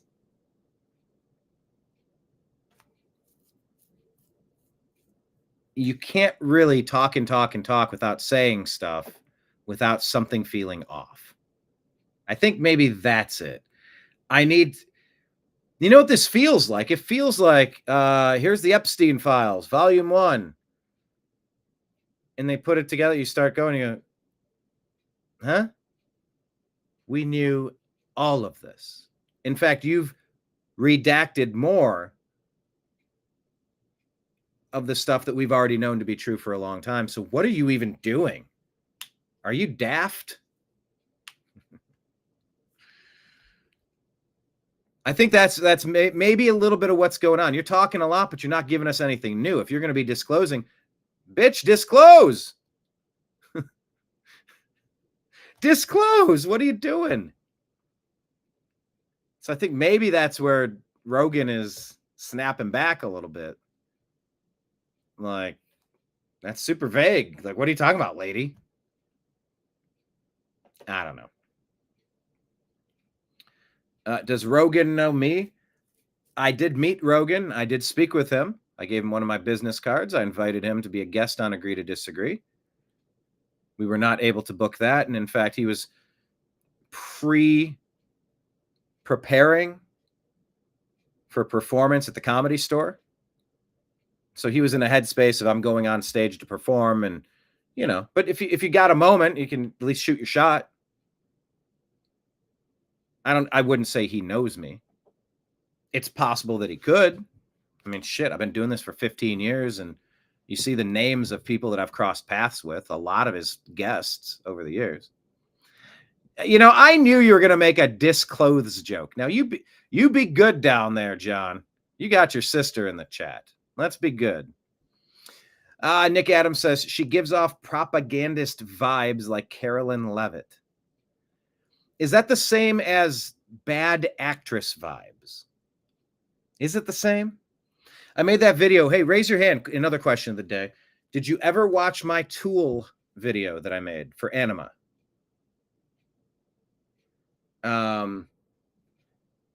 Maynard sings F all these oh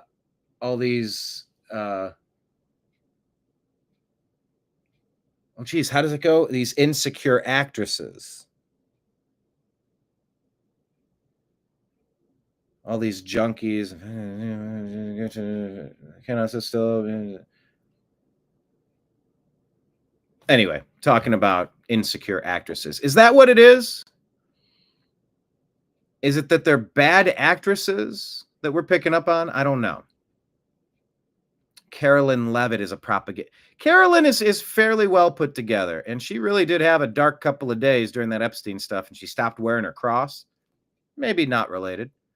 She didn't seem to be her normal effervescent self for a little bit there. Not entirely certain why. Pam Bondi gives me frustrating vibes. Pam, she fingernails on a blackboard when she's talking. Been movement outside of time and space. That's very vague. Yeah. So look, unfortunately. Yeah. Look, have I seen a portal open? No.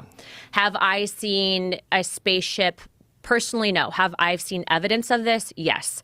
Have I seen photo documentation of something craft that I believe were not made by mankind? Yes.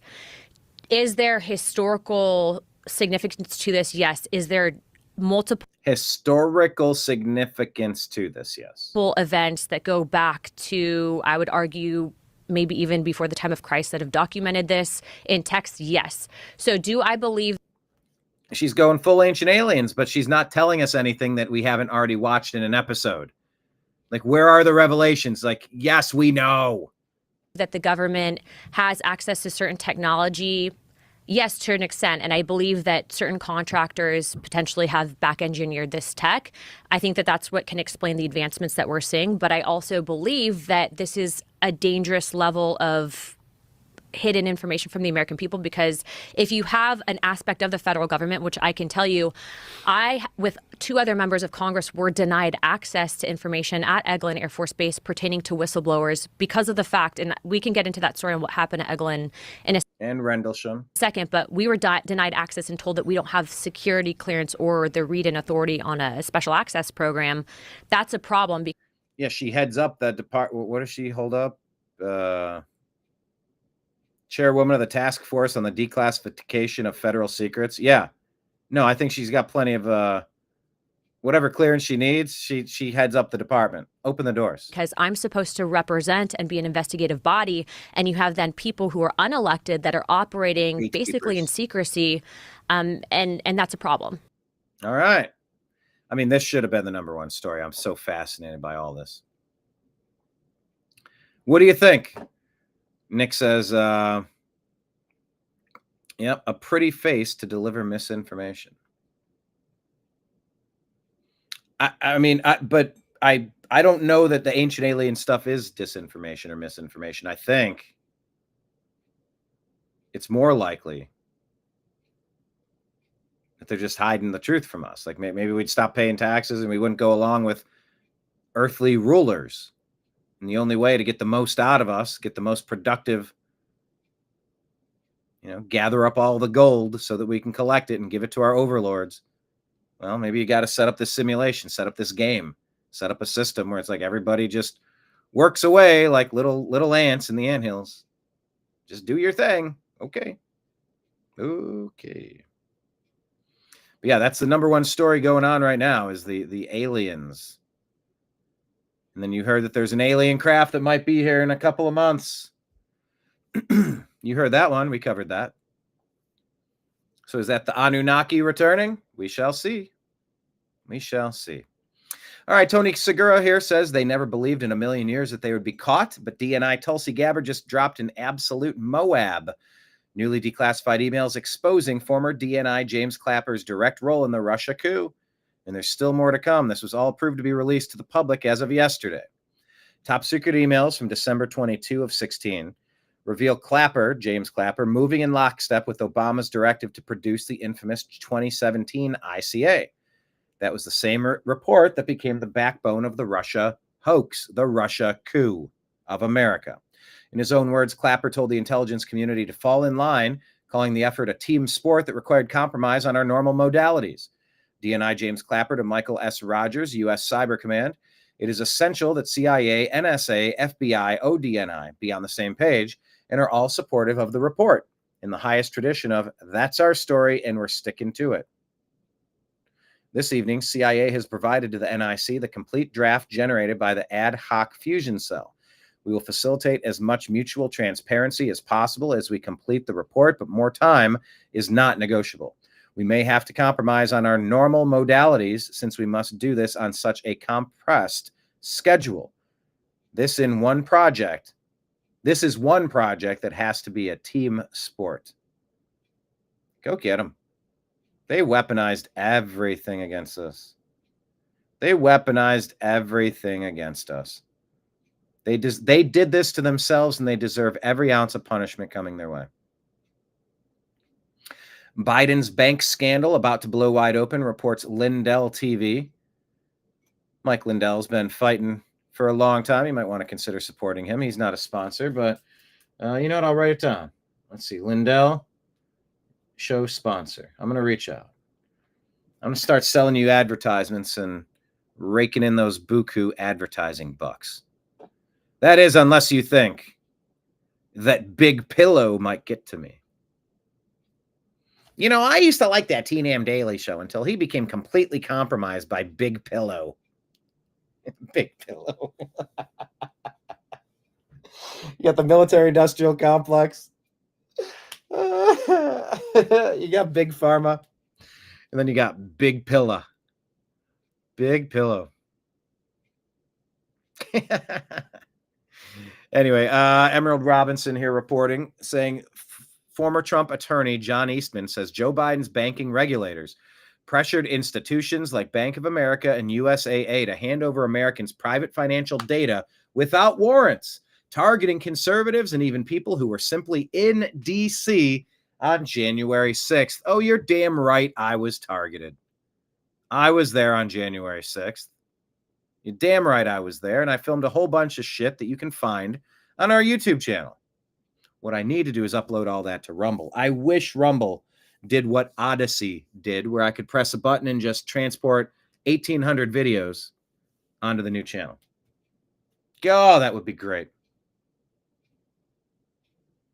Oh, that would be epic. I mean, I could just start going through the catalog like Lake Leon is and just upload one at a time. Dr. John Eastman, who was personally debanked, says POTUS's new executive order could dismantle the whole regime of politically motivated financial surveillance. Quote, banking regulators under Biden were up to their eyeballs in spying on citizens, Eastman warned. These bankers need to be held accountable. Agree. Tommy Robinson reporting over in the UK. They've received reports a lady who chased an illegal immigrant out of her vulnerable sister's home in Canary Wharf is now being arrested. The invader was freed and the victim...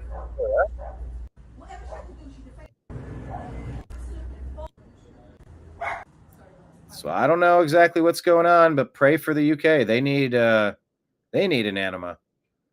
They need to restore their nation. They've been completely overthrown, it seems. Robert Malone says the FDA... Now, have you heard about this? FDA intending to take all natural thyroid supplements, such as Armour Thyroid and NP thyroid medications, off the market. Terrible news for postmenopausal women. I don't know about this one. I have questions. Have you heard about this story? Physicians and those patients benefiting from all these medications need to call the FDA to reconsider this process. They're tagging Massey, Ron Johnson, Kennedy, McCary, MTG. So Malone is saying the FDA should not do this, and I would tend to agree. I know people who use these. Chuck Schumer claims he goes for walks by himself around D.C. because it's so safe, according to MAGA Jersey Girl. Meanwhile, a Secret Service agent texted Will Kane today and said he always has a full Secret Service detail and a limo. The liar never walks anyway. Roger Stone said, so the John Birch Society says, what do you really know about the Federal Reserve? And their 12 private banks and question marks. Roger Stone says, I know the Federal Reserve Act of 1913 should be repealed. How about that one? Kenneth, you keep saying tomorrow. Why? You got to give us some more, or at least give me some more. Send me a text. What do you know? What did you hear? If you don't want to put it in this comment thread, text me. What did you hear about tomorrow? Because I would love to say that the New American Media reported that the high-profile arrests were beginning tomorrow. I won't reveal your source. Text me. You sort of alluded to something, but you got to tell me. You seem very confident tomorrow, maybe. And yes, we do need change all over the world. I concur.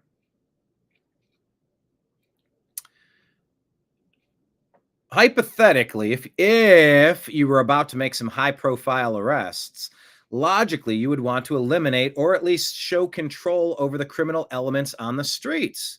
Those pre-existing criminal elements are typically responsible for civil unrest and looting, etc. Remove criminal elements, make high-profile arrests, clean and swift. Let's see what happens. Let's watch this clip in that context. Unprecedented takeover Washington, D.C. police is really ramping up. National Guard troops have now arrived in the city after the president declared a crime emergency in our nation's capital and deployed hundreds of guardsmen. FBI, DEA, other federal agents have already been patrolling the streets. And D.C.'s mayor and police chief just met with Attorney General Pam Bondi at the Justice Department. President Trump claims the district is one of the most dangerous cities anywhere in the world, despite the fact that police data shows violent crime is actually down. NBC News Chief Capitol Hill correspondent Ryan Noble is live at the God, do they love trying to say crime is down?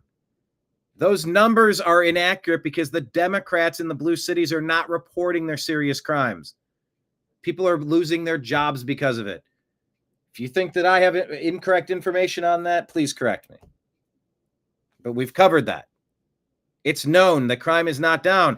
And even if it's down, is it down enough? No, it's not down enough. So stop with your stupid talking point. DC Armory for us today. God, so, Ryan, let's talk about what exactly these National Guard troops would be doing in the city and the difference between statistics and how people who live there feel.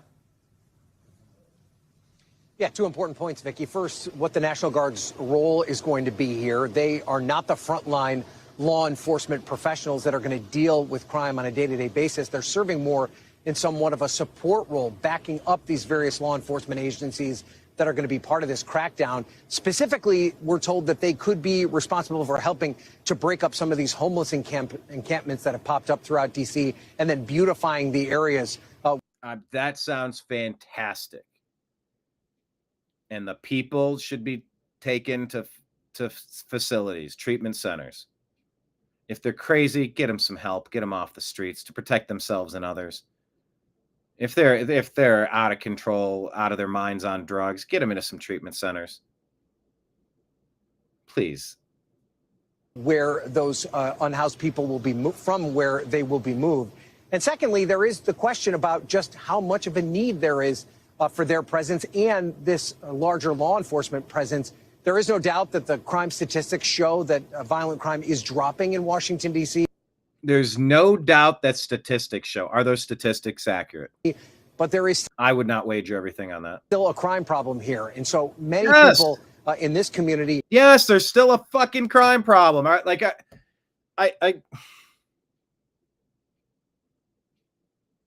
I've never understood anyone that wants to allow crime. I don't get it. I don't get it. I don't get why Democrats always protect the bad guys. They always defend the bad guys.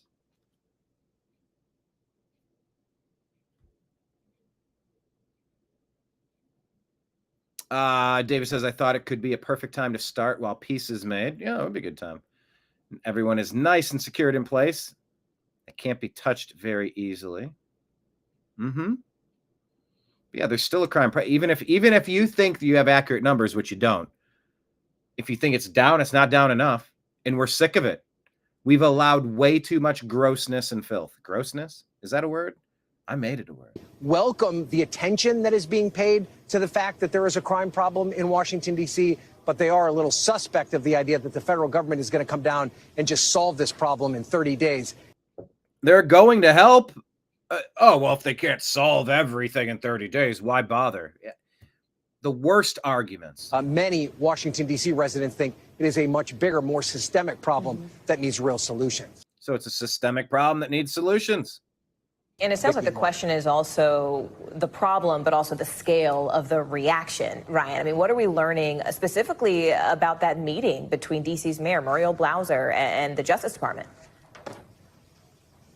Well, there's no doubt that D.C.'s mayor is uncomfortable with this arrangement, but that she's doing everything that she can to be cooperative, to take advantage of the situation and try and have it help be on the path to making the situation better. Listen to what she said earlier today about that arrangement. How we got here, or what we think about the circumstances right now. We have more police, and we want to make sure we use them. There you go.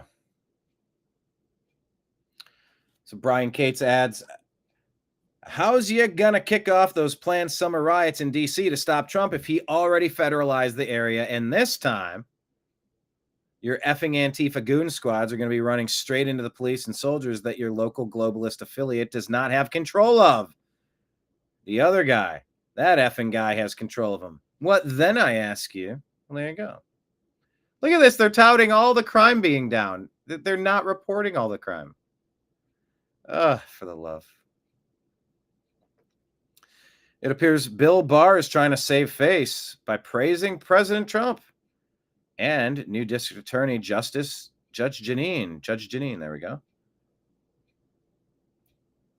Erica says, I don't believe you're out of the woods here, Bill. Your participation clearly noted regarding undermining the president. Bill Barr is a fascinating character. Bad guy? Question of the day, if you had to guess. Bill Barr, bad guy, good guy? Bad guy, good guy. What do you think? Bad guy or good guy? Bill Barr. So you want to talk about gerrymandering? Fine. Let's have Ron DeSantis talk about what Eric Holder and Barack Obama's Democrats and Biden have been doing with gerrymandering. Oh, they're big mad that the Republicans are jumping into the fray to undo some of the damage done by Democrats. Well, Obama and Holder gerrymandered brutally across the country in this decade's census. They actually even got into Florida, and I had to veto the legislature's map, and I ended up proposing one which was a much fairer map and much better. California is gerrymandered. They have a commission, but that's a ruse. They have Democrats on the commission, liberal independents, and liberal Republicans. And so their map now is gerrymandered, and Gavin wants to do it even more. Well, Obama and Holder gerrymandered. There you go. That's some good context right there. David was saying he's just kind of has some positive vibes and thoughts that maybe some arrests are coming. Perfect time, because his peace is made and everyone's secured in a place that can't be touched very easy, like a military base in Alaska. Let it all hit the fan on the Continental. Okay, I get your point. All right, that's interesting. You call him Bobblehead Ron? Kenneth says, bad. Droopy Dog Barr is a POS. Barr is a criminal. Yeah, that seems to be the consensus. The Barr is going to get his. We shall see. Charlie Kirk says there's a criminal case in Nebraska that's unbelievable. 5 hotel operators, all of Indian origin, were just arrested for using 10 minors and 17 adults as illegal labor while also enabling both drug and sex trafficking. But one of the most appalling parts is a scam that has popped up again and again in the news, along with everything else.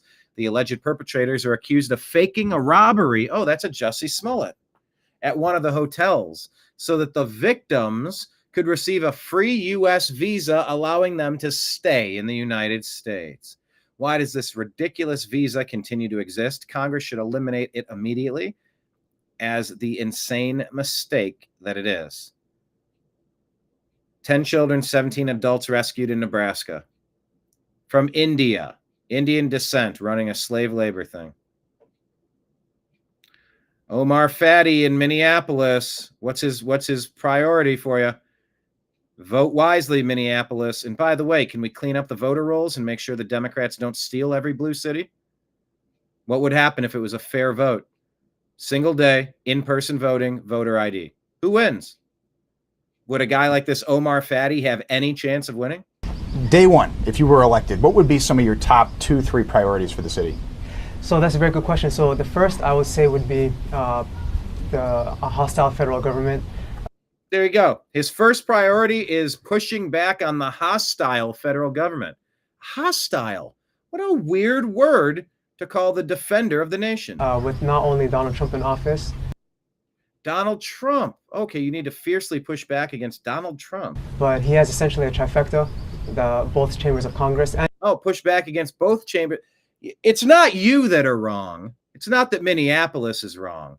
It's not that unlimited illegal alien invasion is wrong. No, everyone else is wrong. That's it. Congress is wrong. Trump is wrong.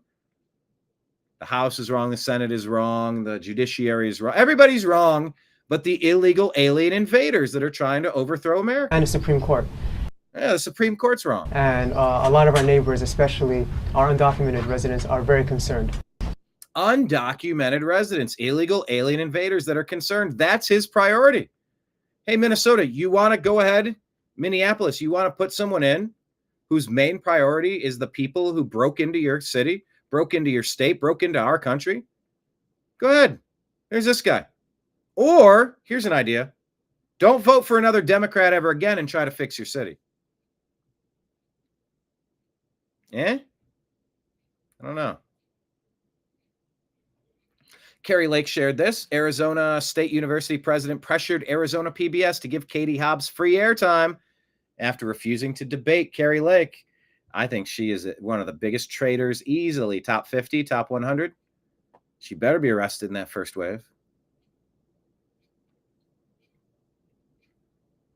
Here's Gavin Newsom talking about, well, let's just listen in his own words. That people are leaving in droves, businesses are leaving, and it's just... Is that Marshawn Lynch? It's gotten to a point where no one is comfortable. Well, just we've been saturating with the CHP and others supporting local law enforcement.'re wildly understaffed. They're not doing any pursuit. Law enforcement is wildly understaffed, and they're not doing pursuits. They're not doing any pursuits. They're not we're not prosecuting even people. They're not prosecuting people. He's saying everything that we've been saying about the cooked books. That are being arrested, and you got folks. I mean, You're not prosecuting the people that are getting arrested. No shit. It's why I moved the fuck out of Los Angeles, you asshole. I liked it there. You kept arresting the same 5 people and dumping them back on the street the next day to terrorize the whole fucking community. You prick. Oh, really, really cool aviator glasses, buddy. Oh, look, a man of the people.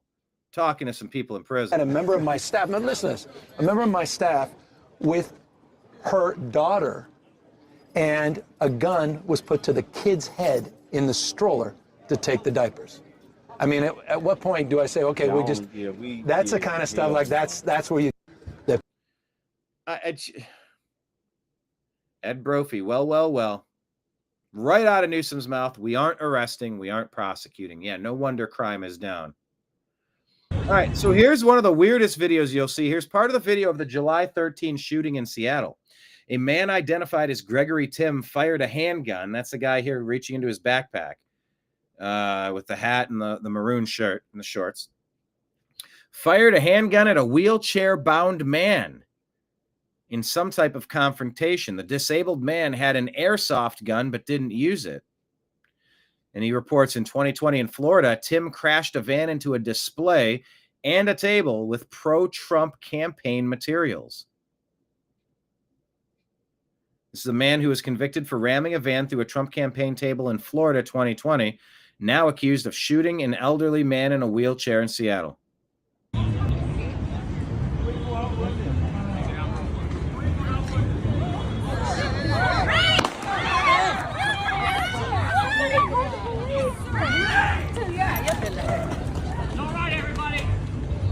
It's all right, everybody.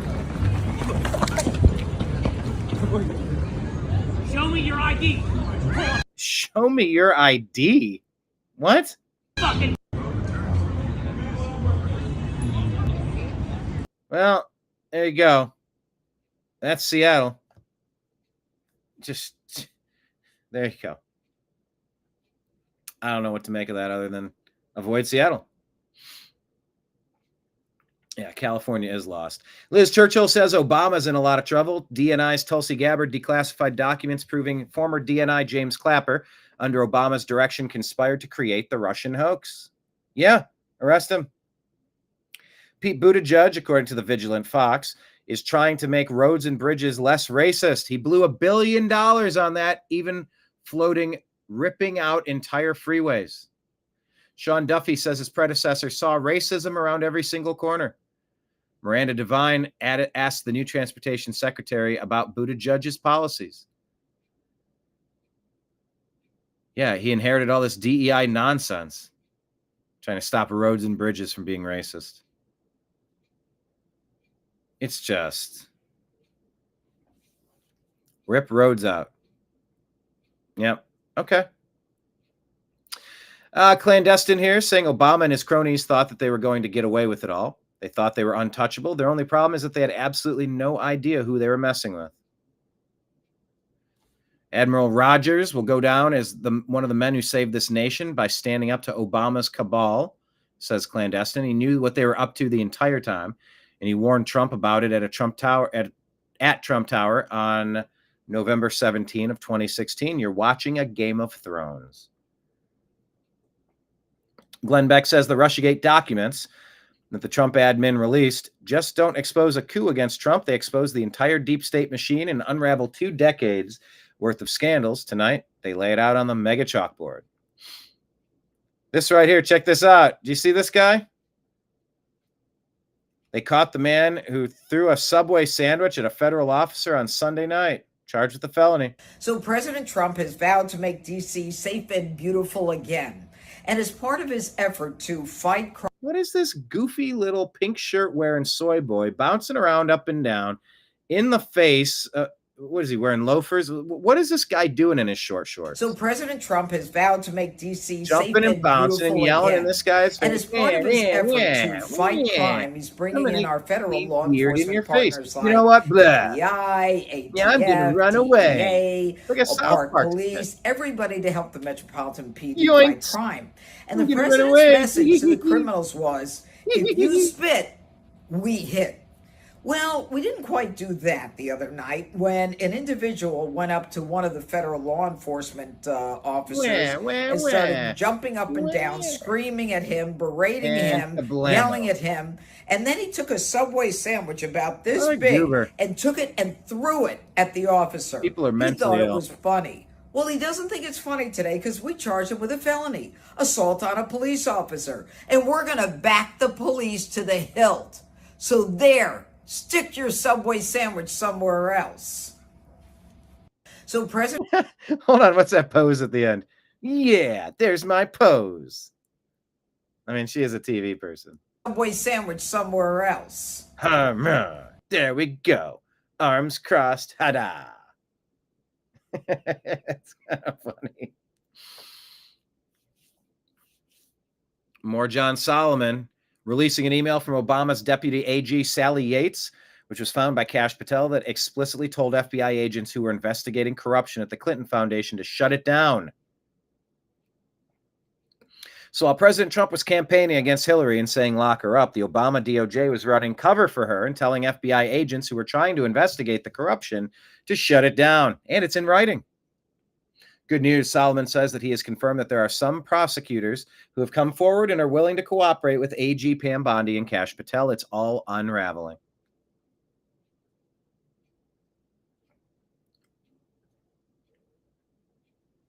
Laura Logan says John was hammered for exposing the Biden-Soros corruption in Ukraine and battered on the House floor during the sham Ukraine impeachment. It is great to see him triumph over these bastards. Liz Churchill says, hey, what an outright lie. This lady here says, no one was forced to take the COVID vax. I want to hear this in my own words. No one was forced to have the vaccine. No one was forced. No one was forced to have the vaccination. Was forced. No one was forced to have a vaccination. No one was forced to have the vaccination. Who made the comment? Was it Dr. Thurin? Senator, I believe I made that comment. You made that comment? Right. You were in Australia during COVID-19. You must have been fully aware that people, nurses, doctors, people to have their jobs, to keep their jobs, were forced to have the vaccination. Now, do you retract your statement that they were not forced? Oh, I like this lady. I'm sorry. I'm giving her grief. I was just doing my Aussie accent. She's saying to this guy, all right, do you retract where you were lying to us saying that no one was forced? Because all the medical staff were forced to do this. Senator, no, I believe firmly that nobody was forced to have a vaccine. You asshole. Of course they were. Mandates or vaccine requirements are determined by governments and health authorities. I believe everybody was offered an opportunity to get a vaccine or not get a vaccine. I don't believe. No, you dick. It was you were offered the opportunity to either get a vaccine or lose your house or become unemployed, lose your career, become destitute. That's not a fucking choice. That's an implement to the temple. That's not a choice. That anybody was forced to take a vaccine. A lot of Australians will disagree with you on that one. All right. I love her. Sorry, I was making fun of you. I wasn't making fun. I was just imitating. More about Clinton Foundation exposes the FBI was told to stand down. Last week, Elizabeth Warren, listen, she was talking about Kami Mandami. Oh, what a great plan he has. Mamdani is the one who said, I will make this a priority. And you know what he said? He said, I'm really going to lean in on childcare. I'm really going to lean in on housing. And I'm even going to try some new things to bring down the cost of groceries. So it doesn't concern you that I'm not going to sit around and pretend, oh, it's a federal problem. Mom. There you go. Last week, Elizabeth Warren went on national TV praising Am I saying it backwards or did they write it backwards? Isn't it Mandami or is it Mamdani? The commie. Anyway, last week, Elizabeth Warren went on national TV praising Mamdani's government-run grocery store plan. And yesterday, a government-run grocery store in Kansas City closed despite millions in subsidies. Democrats need to take an Economics 101 course. Here's Adam Dershowitz talking about the Obamas with Adam Carolla. Now it's to the point where I do not like them. I think of them as bad people. I don't like them either. I have to tell you that. I like them very much. I had, many social endeavors with him. He invited me to the White House over and over again, including to the Medal of Honor for Shimon Peres, a dear friend of mine who was the Prime Minister of Israel. But I don't like them as people. I remember Michelle Robinson when she was a student, and she was very radical. Obama was not. I mean, he was known as a kind of middle-of-the-roader when he was at Harvard Law School. And I think during the beginning of his first term, he was a little bit more of that. But once he was reelected, you're absolutely right. He became, his true self came out. He's not a nice person. He's not a nice person. He's a smart person. He's very smart, but he's not a nice person. Now it's to the... Well, let's see how smart he is in the end. All right, here's one. David, Droopy Dog, Kenneth, Nick.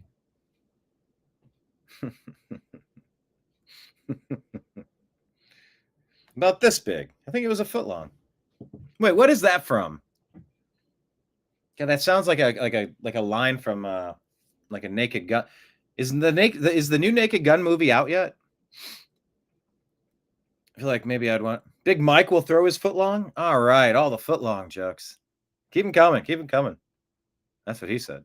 All right. I was just going to ask, do you guys follow this clandestine? Because, you know, he made a post here. What's the guy's name? Jacob Creech, astute observer in 11B. So the very first line here reminds me of all the comments I get each and every day on the TNAM Daily Show. It says, I see many people asking where arrests are at. The answer is, drum roll, please. When the time is right. The public are currently being briefed so they know why these people are being arrested before arrests happen. These information nuggets have been dropped to us in 13-day intervals, giving the public time to understand and digest the magnitude of these revelations before they move on to the next nugget of information. In other words, this rollout is coordinated, which means there is a plan. Doggone it, it's more trust the plan crap. Which means there is a timeline, which means there is a projected end to the timeline. This is a calculated dissemination process. Trump and his team are preparing the public for shocking things that are about to happen, high-profile arrests, and they are telling us slowly and thoroughly. Why do you think Trump just federalized D.C. police and deployed the National Guard to D.C.? And why is he hinting that he's about to do the same in cities across the country? Trump is setting the stage for arrests, and he wants maximum security in place before he does it, because even after the evidence is shown to the public, there will still be backlash. In conclusion, arrests will not happen until the public are fully briefed on the situation, and Trump has a security in place to handle backlash before arrests happen. As for when that is, I have no idea, but the dissemination process is underway. Patience. So it shows July 18, Director of National Intelligence drops about Obama ordering Russian hacking of the ICA. The 31st, FBI drop about Clinton campaign involvement with the Durham Annex. Then on the 13th, DNI dropping about Clapper telling NSA to ignore procedure. So they're saying it's all happening. They're saying it's all happening.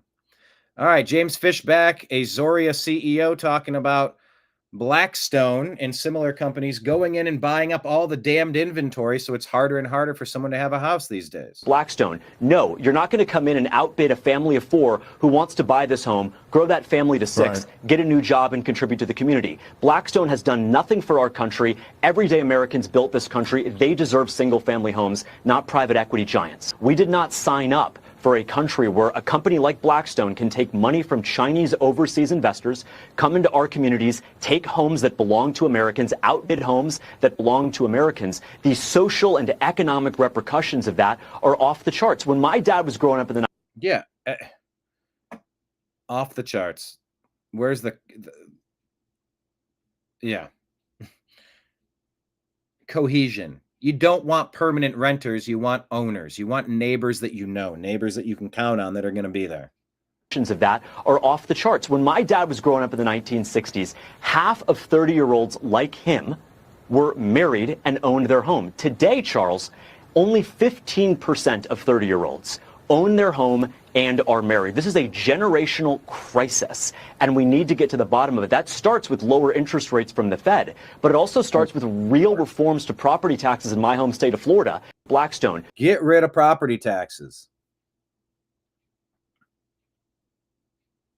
You know, it's so easy for every community to just raise the taxes on those evil homeowners. We're just poor renters. What do we care? Make someone else pay for it. We want a new levy. We want all these programs. Okay, well, how about you tax the gasoline that everybody has to use? Why don't you tax the groceries that everybody has to buy? We're all in this together. Why are you making it harder and harder for someone to actually say, you know what, here's my little piece of land. Here's my little plot of earth. I'm going to own this. I'm going to live here. I'm going to have this. I'm going to make this mine. I'm going to look after it. I'm going to try to make it as nice as I can. Do the best I can with what I got. You lose a ton of social cohesion when you lose that.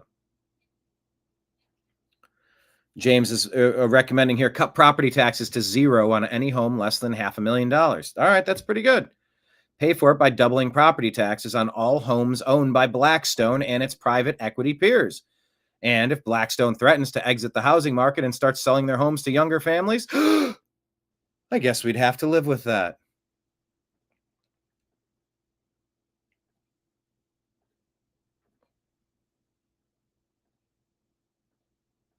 Hey, there's a lot of good info here. I'm liking this James Fishback character. Hey, remember, this happened in front of the world and the Democrats didn't say a word about it. Look at Joe Biden. My God, are you not creeped out by this guy? Completely. Look at how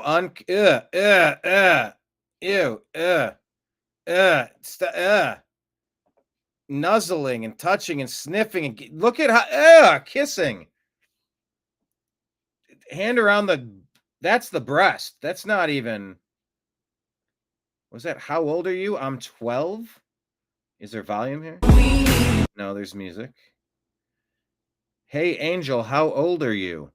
I'm 12. You're 12. What's your name? As he pets her on the back.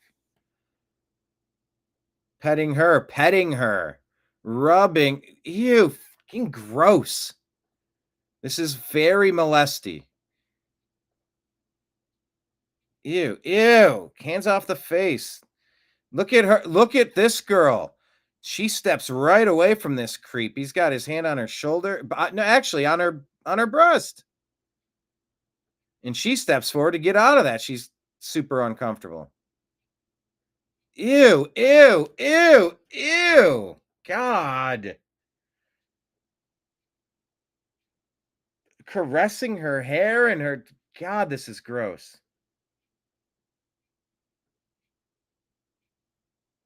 Oh, I think I accidentally closed that page. I was so sick of it. So sick of looking at it. Can't just be me. Anyone else creeped out by that? Or nah, maybe it's just me. Oh, I Joe Biden, the grossest thing.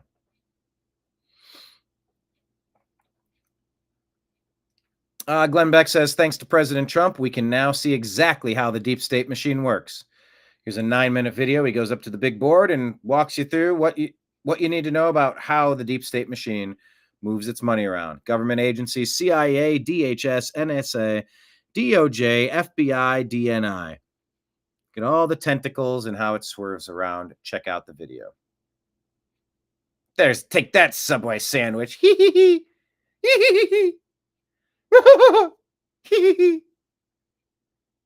What a dopey could he run any slower?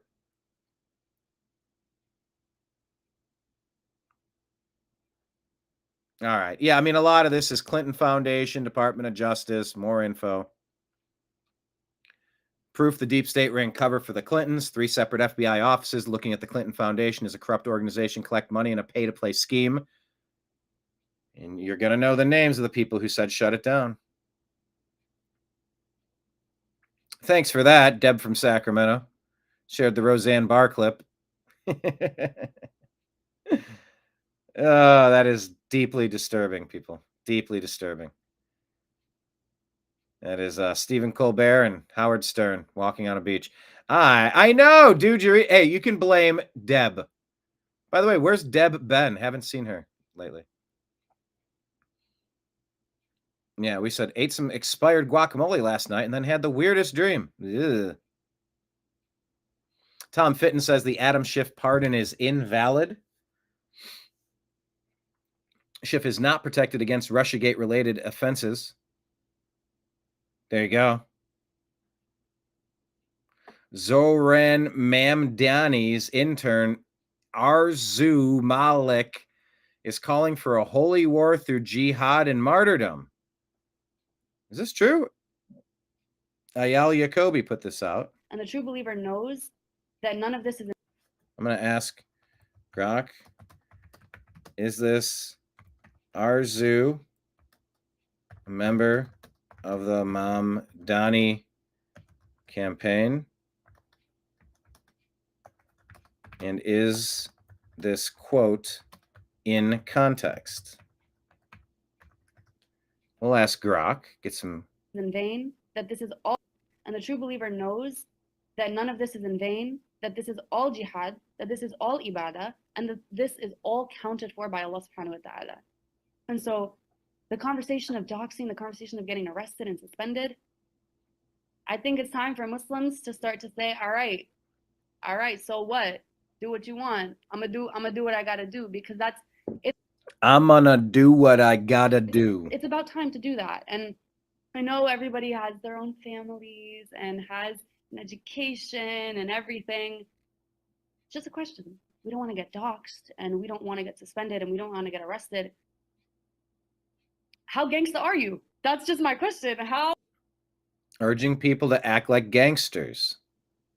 Is this person a citizen? Is this person a citizen of the United States? How much are you willing to do it? And I know everyone has their own risk levels, but at the end of the day, that's a question to ask ourselves. How committed am I to this?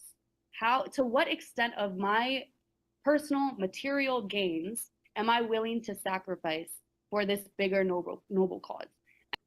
Noble cause. And subhanAllah, I truly believe that when your heart is in the right place, if you Your heart in the right place, according to you. get suspended, if you get doxxed, because it's bound to happen when you're doing a righteous cause and when you're doing something for the sake of Allah here in Righteous Allah cause. I mean, she sounds like one of the radical Islamist terrorists. the West, it will never ever be in vain. And the true believer does not fear The true believer. I mean, that's like the most indoctrinated human you can have, is graduate somebody up to the degree of true believer. that, because the true believer knows that the akhirah is a promise. So what was the very beginning of this again? And the true believer knows that none of this is in vain, that this is all jihad, that this is all ibadah, and that this is all counted for by Allah subhanahu wa ta'ala. I couldn't really make out some of those words, but this is all jihad. Yeah, that doesn't sound any good. So you might want to know about that. Clandestine says Adam Schiff had a coordinated leaking system, meaning this operation was premeditated and Schiff was knowingly engaged in calculated leaking of classified info as part of a broader scheme to establish a fake narrative and overthrow the president of the United States. Catherine Herridge reports this is one declassified FBI record you should not miss. October 17 FBI report. Where'd it go? Alleges leaking by Democrats on the House Intelligence Committee was not a one-time thing. There was a systematic process. Notes would be run up to the ranking member, Adam Schiff, after a decision was made as to who would leak the information. This account was given by an FBI special agent based on their conversation with the GOP House Intelligence Committee staffer. The 266 pages declassified via FBI Director Kash Patel contained multiple sources and protected disclosures about alleged leaking from 17 to 23. Swalwell on X claimed the October 17 whistleblower made it up. Schiff reportedly called the records a smear as well as absolutely and categorically false. So keep your eyes peeled on that. Probably have 100 other stories to discuss with you, but that is going to be the conclusion of my prepared remarks for today's program here on the New American Media. Thank you all for watching. I'll be back again tomorrow at noon. Where's the thing? Where's the thing? There you go. So at the bottom of the screen, just a reminder, please follow us in the places that the New American Media exists. Start a new account if you must. We're on Instagram, Facebook, Truth Social, Rumble, Odysee, Twitch, Kick, DLive, and YouTube at the New American Media. We're on Telegram and Signal at TNAM and TNAM Chat. We're on X at American_Media_, and our podcast. Please subscribe to the podcast. Raise your hand if you're subscribed to our podcast. Type it in the comments. You could say, what is a podcast? No, I would never subscribe to your trash program. Or absolutely, I'm subscribed. Type it in the comments. But if you go to Spotify or Apple, we are the Agree to Disagree Show. That's the umbrella that puts all the TNAM daily shows underneath. We also have the Unhappy Hour Sports Show. You can subscribe to that. More content will be coming on the sports front very, very, very, very, very soon. Stay tuned. Also, like I said, we're on Patreon at the New American Media. If any of you would like to consider participating and signing up to help fund our cause. We also have a tip jar here at this bar. If you enjoy, if the regular crowd shuffling in appreciates what we do here, we do have a tip jar. It's on Venmo and Cash App. My name, BrianEngelman, BrianEngelman. And then on PayPal, we have an email address, fuzzinstallment@yahoo.com, scrolling at the bottom of the screen. Thank you so much for being here today. Oh, let me just see, is anything breaking? Maxi assault the Russian. Any peace? Any peace deal? Oh, Sean Charles Dunn, who was accused of throwing a sandwich at a CBP agent in D.C., now faces federal assault charges and has been fired from his job. FAFO. Let's see what the Russian thing is. Remember Susan Miller, the Russian collusion hoaxer and former CIA employee who falsely claimed to have written the infamous intelligence community assessment about Trump and Russia? Her security clearance was just terminated. Why did it take this long? Who does Nicole Wallace bring on today to debunk the Russian collusion facts that are coming out now? Her husband, Michael Schmidt, who received classified information in Russia collusion criminal Andrew Weissman are the guests. BS NBC is pure propaganda, says the researcher. All right. No new news that I am able to disseminate. Oh, Grok gave me an answer here. It says, yes, Arzu Gesundheit Malik, a.k.a. Hadiikwa, interned for Zoran Mamdani's New York Assembly office in summer of 24. This quote is from a 24 CUNY for Palestine webinar on Islamic activism, framing pro-Palestine protests as jihad. In parentheses, struggle. Well, I think jihad is also referred to as a holy war. I think there's interpretations on that one. And ibadah, worship, urging risks like arrest for the noble cause. Context is nonviolent, but religiously charged. No explicit call for holy war or violence. Mamdani's campaign hasn't commented. All right, so we got the update there in real time. All right, everybody, that's all I got for you today. Thank you all for being here. Once again, if there's any way you can watch as many hours on the YouTube channel, we're trying to get 600. What is 604? That number's going down. Anything you guys can do to give me 5 hours, 10 hours, pop open a laptop, pop open a desktop, grab an old phone, get an old tablet, go to the New American Media on YouTube, hit some videos, let them play. Let them play on the side, and when you notice it stops, play another one. Go to a playlist and hit play all. We are so close to opening that back up. I know Google, YouTube are not honest arbiters, but like I said, this is a goal that I've set for myself, and usually when I set goals, I try to march forward. I try to accomplish some of those things. And this is something I'd like to correct. We should have never been demonetized in the first effing place. So what? Let's get it back. It sure would be great to have that revenue stream again. You know, we love the shows that we produce for you, and we love every one of you that contribute on Patreon, on Venmo, on PayPal, on Cash App. Like, you guys are superstars, rock stars. But yeah, one of the coolest things that anybody can do right now is toss 10 pennies in the wishing well. If we do 10 pennies 60 times, or if 10 people do 60 pennies, I don't know, whatever it takes to get back to that theoretical number, it might unlock something in the algorithm where it will release. It's like we've been in purgatory. They will not let our thousands of followers even see our content. They won't recommend our content. It might be something to unlock the door to advertising revenue again, which would be a big deal because we've been really operating behind the 8 ball for a long time.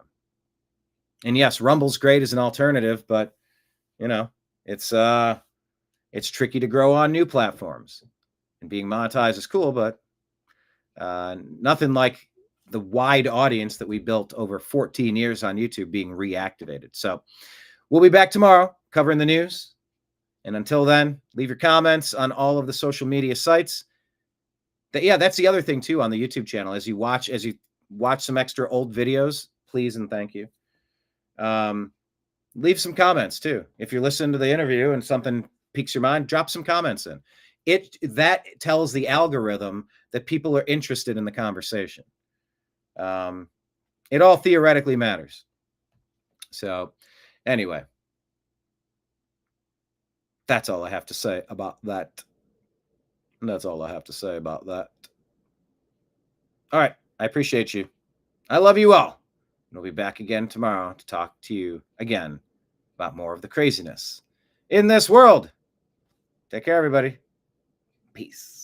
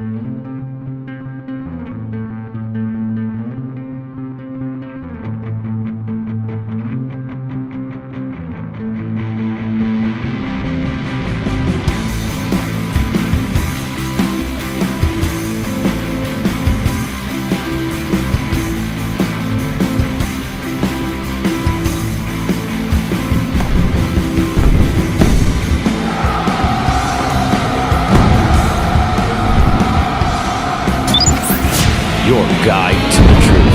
TheNewAmericanMedia.com.